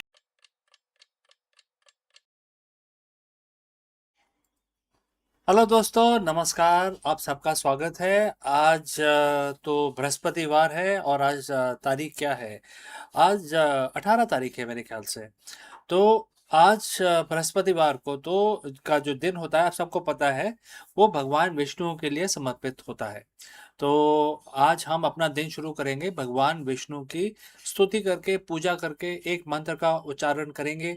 आप हमारे साथ इसको हमारे साथ जुड़िए और हमारे साथ ही इस मंत्र का उच्चारण करिए। ठीक है? तो आपको जैसे पता है कि मैं इस काउंटर का इस्तेमाल करता हूँ, जिससे हमें सहूलियत होती है। सिर्फ 11 दफ़ा करना है, बहुत जल्दी हो जाएगा। इससे भगवान का भी नमन हो जाता है और आपका दिन भी अच्छा निकलता है। चलिए हाथ जोड़ लीजिए। एक छोटा सा मंत्र हम भगवान विष्णु को समर्पित करते हुए, याद करते हुए, पूजा करते हुए हम करेंगे। तो चलिए हम शुरू करते हैं। ओम नमो भगवतु वासुदेवाय नमः। ओम नमो भगवते वासुदेवाय नमः। ओम नमो भगवते वासुदेवाय नमः। ओम नमो भगवते वासुदेवाय नमः। ओम नमो भगवते वासुदेवाय नमः। ओम नमो भगवते वासुदेवाय नमः। ओम नमो भगवते वासुदेवाय नमः। ओम नमो भगवते वासुदेवाय नमः। ओम नमो भगवते वासुदेवाय नमः। ओम नमो भगवते वासुदेवाय नमः। ओम नमो भगवते वासुदेवाय नमः। ओम नमो भगवते वासुदेवाय नमः। तो हमारी पूजा संपन्न हुई, हम अपना दिन शुरू कर सकते हैं। हमारे साथ जुड़ने के लिए बहुत बहुत धन्यवाद। आपका दिन शुभ हो। जल्दी मिलता हूँ दूसरे वीडियो में। नमस्कार दोस्तों, आप सभी का स्वागत है। और आज 1 जून है, 1 जून, और आज तो सोमवार है। तो ये शंकर भगवान का दिन है। तो हम अपना दिन शुरू करने से पहले हम भगवान की स्तुति करेंगे और उसके बाद अपना दिन चालू करेंगे। तो आप सब मेरे साथ जुड़ें और हमेशा की तरह हम इस काउंटर को यूज़ करेंगे जिसमें ये नंबर आ जाते हैं और ये पता चलता है कि हमने कितनी दफ़ा हमने भगवान की पूजा की है। तो एक बहुत ही साधारण सा भगवान शंकर का, शिव भगवान का एक मंत्र है, जो हम 11 दफ़ा करेंगे। हम इस काउंटर जैसे मैंने बताया, आप कैसे भी कर सकते हैं, कोई सा भी आपका प्रोसेस हो वैसा आप फॉलो कर सकते हैं। तो हम स्तुति स्टार्ट करते हैं, आप भी हमारे साथ जुड़ें और भगवान का नमन करते हुए हम अपना दिन शुरू करते हैं। चलिए शुरू करते हैं। ओम त्र्यंबकं यजामहे सुगंधिं पुष्टिवर्धनम् उर्वारुकमिव बन्धनान् मृत्युर्मोक्षीयमामृतात् सद्यो जातं प्रपागामि भगवन् मृत्युं जय शिवम् अवयामि। ओम त्र्यंबकं यजामहे सुगंधिं पुष्टिवर्धनम् उर्वारुकमिव बन्धनान् मृत्युर्मोक्षीयमामृतात् सद्यो जातं प्रपागामि भगवन् मृत्युं जय शिवम् अवयामि। ओम त्र्यंबकं यजामहे सुगंधिं पुष्टिवर्धनम् उर्वारुकमिव बन्धनान् मृत्युर्मोक्षीयमामृतात् सद्यो जातं प्रपागामि भगवन् मृत्युं जय शिवम् अवयामि। ओम त्र्यंबकं यजामहे सुगंधिं पुष्टिवर्धनम् उर्वारुकमिव बन्धनान् मृत्युर्मोक्षीयमामृतात् सद्यो जातं प्रपागामि भगवन् मृत्युं जय शिवम् अवयामि। ओम त्र्यंबकं यजामहे सुगंधिं पुष्टिवर्धनम् उर्वारुकमिव बन्धनान् मृत्युर्मोक्षीयमामृतात् सद्यो जातं प्रपागामि भगवन् मृत्युं जय शिवम् अवयामि। ओम त्र्यंबकं यजामहे सुगंधिं पुष्टिवर्धनम् उर्वारुकमिव बन्धनान् मृत्युर्मोक्षीयमामृतात् सद्यो जातं प्रपागामि भगवन् मृत्युं जय शिवम् अवयामि। ओम त्र्यंबकं यजामहे सुगंधिं पुष्टिवर्धनम् उर्वारुकमिव बन्धनान् मृत्युर्मोक्षीयमामृतात् सद्यो जातं प्रपागामि भगवन् मृत्युं जय शिवम् अवयामि। ओम त्र्यंबकं यजामहे सुगंधिं पुष्टिवर्धनम् उर्वारुकमिव बन्धनान् मृत्युर्मोक्षीयमामृतात् सद्यो जातं प्रपागामि भगवन् मृत्युं जय शिवम् अवयामि। ओम त्र्यंबकं यजामहे सुगंधिं पुष्टिवर्धनम् उर्वारुकमिव बन्धनान् मृत्युर्मोक्षीयमामृतात् सद्यो जातं प्रपागामि भगवन् मृत्युं जय शिवम् अवयामि। ओम त्र्यंबकं यजामहे सुगंधिं पुष्टिवर्धनम् उर्वारुकमिव बन्धनान् मृत्युर्मोक्षीयमामृतात् सद्यो जातं प्रपागामि भगवन् मृत्युं जय शिवम् अवयामि। ओम त्र्यंबकं यजामहे सुगंधिं पुष्टिवर्धनम् उर्वारुकमिव बन्धनान् मृत्युर्मोक्षीयमामृतात् सद्यो जातं प्रपागामि भगवन् मृत्युं जय शिवम् अवयामि। जय भोलेनाथ, जय भोलेनाथ। तो हमारी आज की 1 जून की जो स्तुति थी, पूजा थी, वो संपन्न हुई और हमने भगवान शिव को याद किया, 11 दफ़ा उनका मंत्र जाप किया। तो दोस्तों अब हम आपसे इस वीडियो में विदा लेते हैं, जल्दी ही मिलते हैं दूसरे वीडियो में।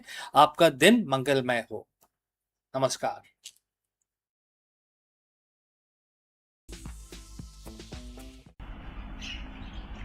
Hello friends, welcome to chapter number 2 which is about how to apply gesso.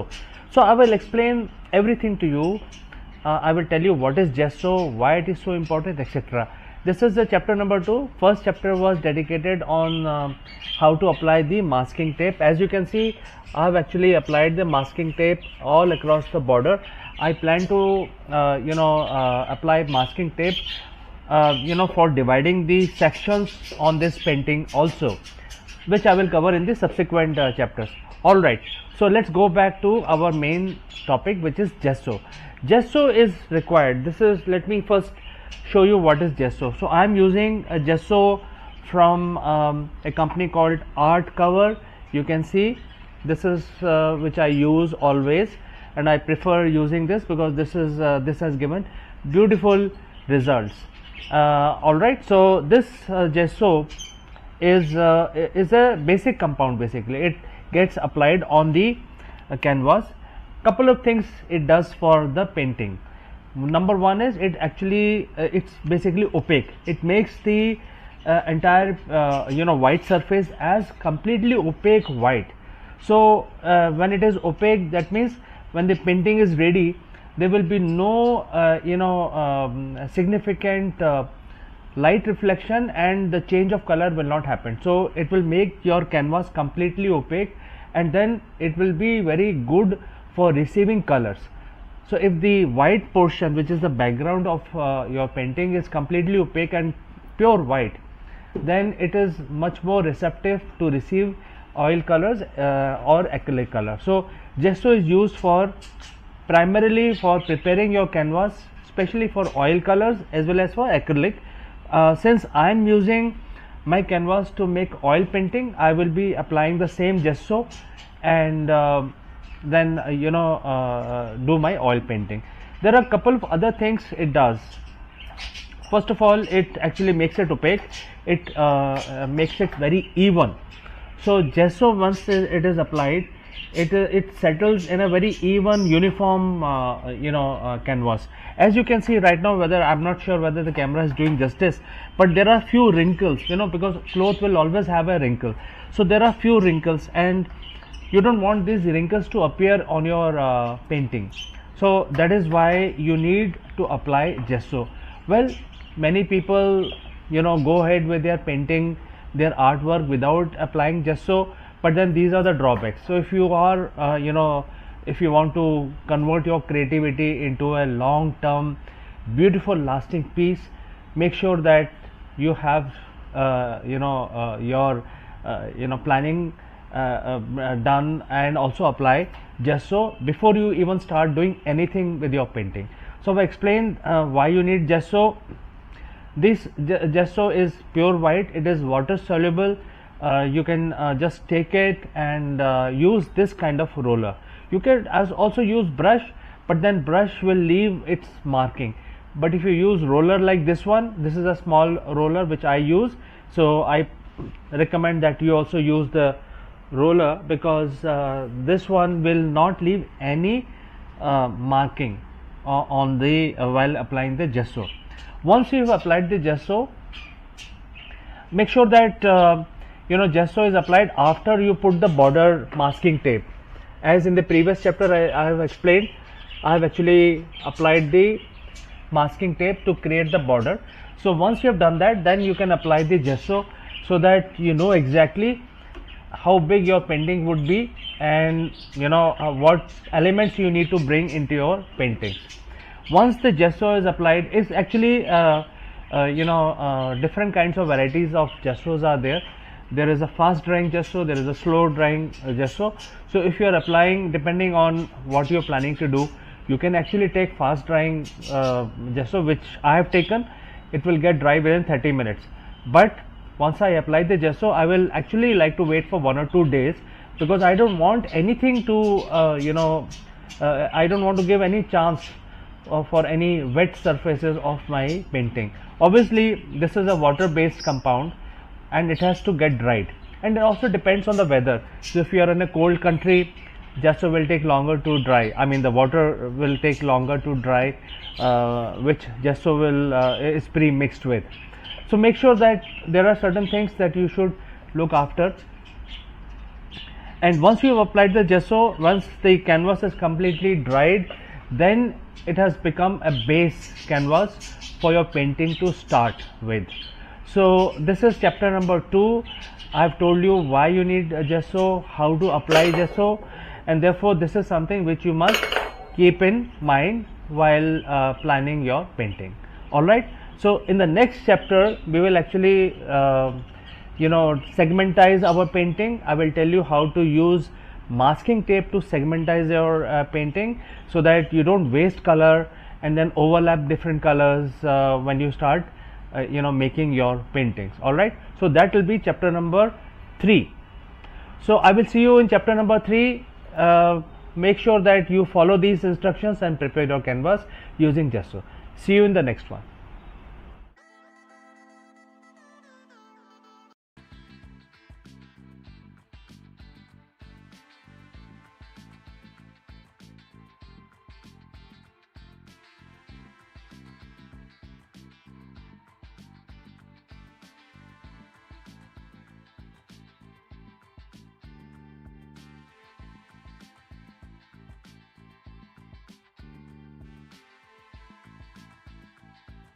Hello friends, let me ask you, are you striving for perfection or are you seeking the essence of the leadership?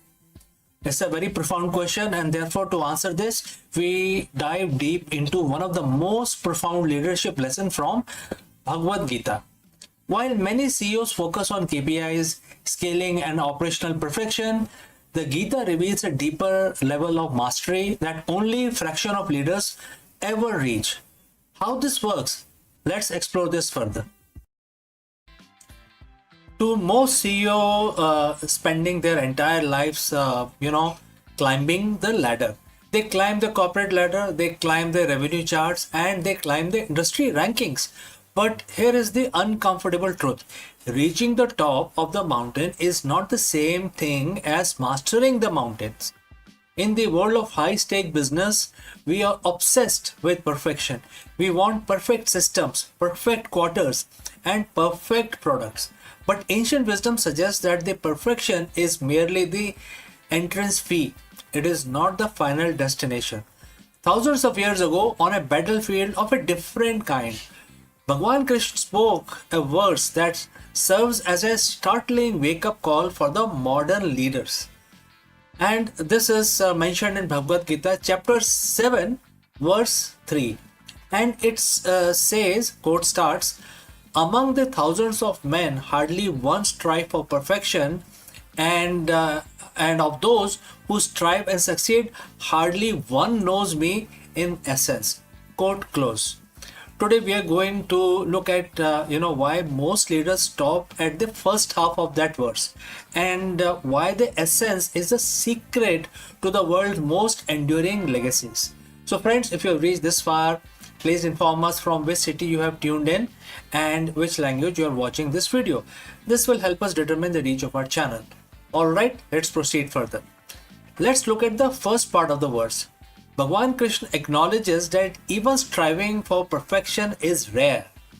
In business, striving for perfection is what we call the operational excellence. It is the Six Sigma, the lean management, the 80-hour work week.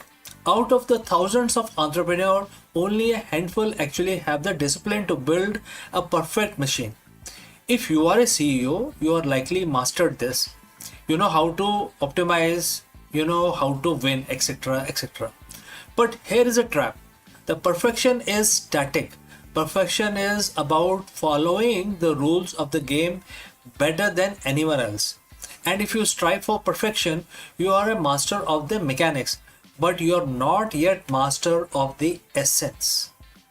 Most CEO get stuck here because the rewards for perfections are high. You get the bonuses, accolades, and the market share. You think you made it, but the Gita warns us that this is the only first filter. Now the second half of the verse, quote starts, even amongst those who have attained the perfection, hardly a soul understand me in essence. Quote close. For a CEO, what is this essence? If perfection is how, essence is the why, and if perfection is the form, essence is the force. Think of the difference between CEO who builds a successful phone company and someone like Steve Jobs. Thousands could be build a functional smartphones, etc. That is perfection. But Jobs understood the essence of human connection and beauty, and that is the essence. In Sanskrit, this is known as tattva. Now let's discuss about how to understand the essence. Seeing the invisible is the first aspect of understanding. Knowing the pulse of your culture when you aren't in the room. That is such a key here. Knowing the pulse of your culture when you're not even watching, right? Number two is predicting the shift. Understanding the fundamental laws of human desire before the data shows them. Third is detached action. Leading with a sense of purpose that isn't tied to the ego of the result, right? Most leaders miss this because they are too busy looking at the success. They are blinded by their own brilliance. Why is it that hardly one understands the essence? Because understanding the essence requires unlearning. To reach the perfection, you need a strong ego. You need to believe you are the smartest person in the room. But to understand the essence, you must surrender the ego. You have to admit that the business doesn't move because of you, but through you. In the Gita, Bhagwan Krishna is the source of all the things. In business, the essence is the fundamental truth of your industry and your impact on humanity. When a CEO understands the essence, they stop reacting to competitors, they start responding to the truth. They move from managing people to moving souls. So ask yourself today, where are you on this path? Are you the one of the thousands who hasn't yet started the journey towards perfection? Or are you among the successful few who have built a perfect machine but feels like something is still missing? The Gita doesn't tell us this is, to discourage us. It tells us this to show how much more is possible. The greatest leader in history, the one who we talked for centuries, were the ones who moved past the how and touched the essence. They didn't just build the companies, they understood the fundamental laws of universe and applied them to their work. Your challenge this week, therefore, is look past your spreadsheet, look past your KPI, ask yourself, what is the essence of what we are doing here? Because perfection is the destination, but essence is the beginning. So friends, thanks for watching, and if you're already moved from perfection to essence, subscribe for more leadership insight from world greatest wisdom traditions, which is mentioned in Bhagavad Gita. And if you have any questions, please do not hesitate to send it across. Before I wind up, a word about our affiliate partner. Stop settling for a good enough video. If your built-in laptop camera looks like a grainy mess, it is time for an upgrade. Want to instantly level up your video presence? I like to present the Lenovo Performance FHD webcam. This is a game changer for your desktop setup. Technically, this is packed. It has a very sensitive RGB sensor, very crisp photographs it takes. Also comes with 2 microphones on board, which helps you to record very clear voice in stereophonic format.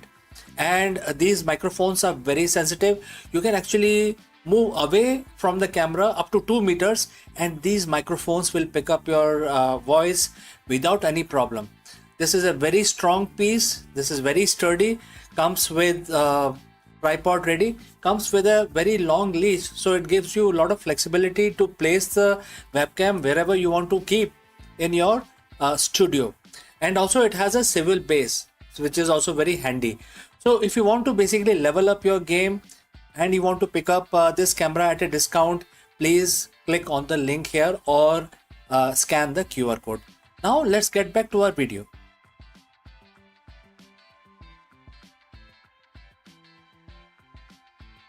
Twilight chambers of bat caves. Science listens to the whispers carried on wings. Each flutter is more than a movement. It is a messenger of hidden viral world evolving in silence yet capable of reshaping human history. These caves are ecological crossroads where bats, viruses and environment is intertwined in a delicate balance. Deep inside the humid darkness of Bat Cave, science finds a living lab where the ecology, virology, and human destiny intersects. Bats, with their extraordinary diversity and a global distribution, are reservoir of countless viruses, many harmless within their host, but some with the potential to leap across the species boundaries. The study of virus ecology in these caves is not simply an exercise in curiosity. It is a frontline defense against the next pandemic. Researchers entering these caves are greeted by a symphony of wings and echoes, but beneath the spectacle lies a complex web of interactions. Viruses circulate among bat population through social grooming, shared routes, and feeding habits. Each colony become a microcosm of viral exchange, and where the genetic material mutates, recombines, and occasionally acquired the traits that makes cross-species infection possible. By observing these dynamics, scientists gained predictive insight into zoonotic spillover, the moment when the pathogen jumps from animals to humans. And these recent fieldwork has revealed that a spillover risk is not random. It is shaped by ecological pressures, food scarcity, or maybe driving bats closer to human settlement, seasonal migration, concentration of the population, and environmental stress, weakening the immune defenses. So in these caves, the near agricultural zone, bats often we find them in fruit orchids and leaving salivas, droppings that can actually contaminate the produce. So such ecological bridges create pathways for virus to escape from their natural host. So if you have reached this far, please inform us from which city you have tuned in and in which language you are watching this video. This will help us in determining the reach of our channel. So moving forward on this interesting topic, the bat cave thus become a metaphor for a porous boundary between wilder habitat and the civilization. By squeezing viral genomes and collecting them from the salivas and other material which is like droppings, scientists can map evolutionary trajectories, and identifying which strain show sign of adapting to mammalian cells beyond bats. So these molecular fingerprints act as warning signals, allowing public health agencies to monitor the hot spots before outbreak occurs. So equally important are the behavioral observations. Like high definition footage of bat feeding, clustering, and interacting with other species reveals how viral transmission is facilitated. So in one study, the camera captures bats feasting alongside with the primates and rodent, creating a shared ecological niche where the pathogen could easily cross species line. And such insight underscores that the spillover is not merely a biological event, but an ecological one woven into a fabric of shared habitat. The implication definitely ripple outward. So understand a virus ecology in bat's cave inform the predictive model that integrates climate change and deforestations and urban expansion, which is definitely on high at the moment. Now, as forests shrink, the caves are disturbed. Bats are forced into a closer contact with human, amplifying the risk.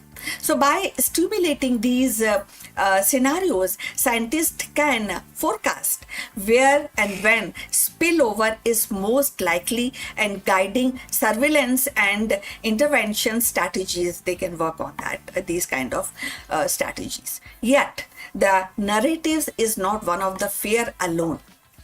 So bats are vital pollinators, you know that, and insect controllers. So essential to definitely essential to ecosystem. Now when we demonize them and would be like counterproductive. So instead, the lesson from the virus ecology is balance. Protecting bad habitats reduce stress on population, thereby lowering the viral shedding and minimizing the human exposure. So conservation becomes a form of public health. So in a broader arc of science, the bat caves is a reminder that pandemic are ecological phenomena before they become actually a medical crisis. So by listening to these whispers of wings in the dark, humanity gains foresight into the invisible currents of viral evolution. The caves teaches us that the vigilance must be ecological and behavioral all at once. So, thus, the study of virus ecology is in the bat's cave is not confined to academic genres. It is a story of anticipation, resilience, and interconnectionness. Now, these insight helps predict zoonotics spillover risk, offering humanity a chance to act before the next leap occurs. So, in the shadow of the caves, science illuminates pathway of prevention and turning potential catastrophe into knowledge and knowledge into preparedness. From the echoes in the dark to insight in the lab, the bat caves teaches vigilance. So, and protecting habitats, decoding viral patterns, and respecting the ecological balance are not just act of science; they are act of survival. Now, the bat cave, once seen as a mysterious refuge of night, now stands revealed or as a vital classroom for humanity. Now, within these shadows, viruses evolve, adapt, and remind us of the fragile thread that binds ecosystem together. So by decoding these hidden exchanges, the scientists are not merely studying the bats, they are safeguarding the future of human health. The lesson is very clear. Pandemics are born at the intersection of ecology and society, and the prevention begins with the understanding. Protecting habitats, respecting biodiversity, and listening to the signals of nature are the act of foresight. So, in the quiet echoes of caves, we find both warning and wisdom. An urgent call to balance our relationship with the natural world before the next leap occurs. So, we would look forward your comments, what you think about this subject. And we have come to the end. Thanks for watching, and please like and subscribe our channel. See you in the next one. But before we end this video, a few words from our affiliate partner. Stop set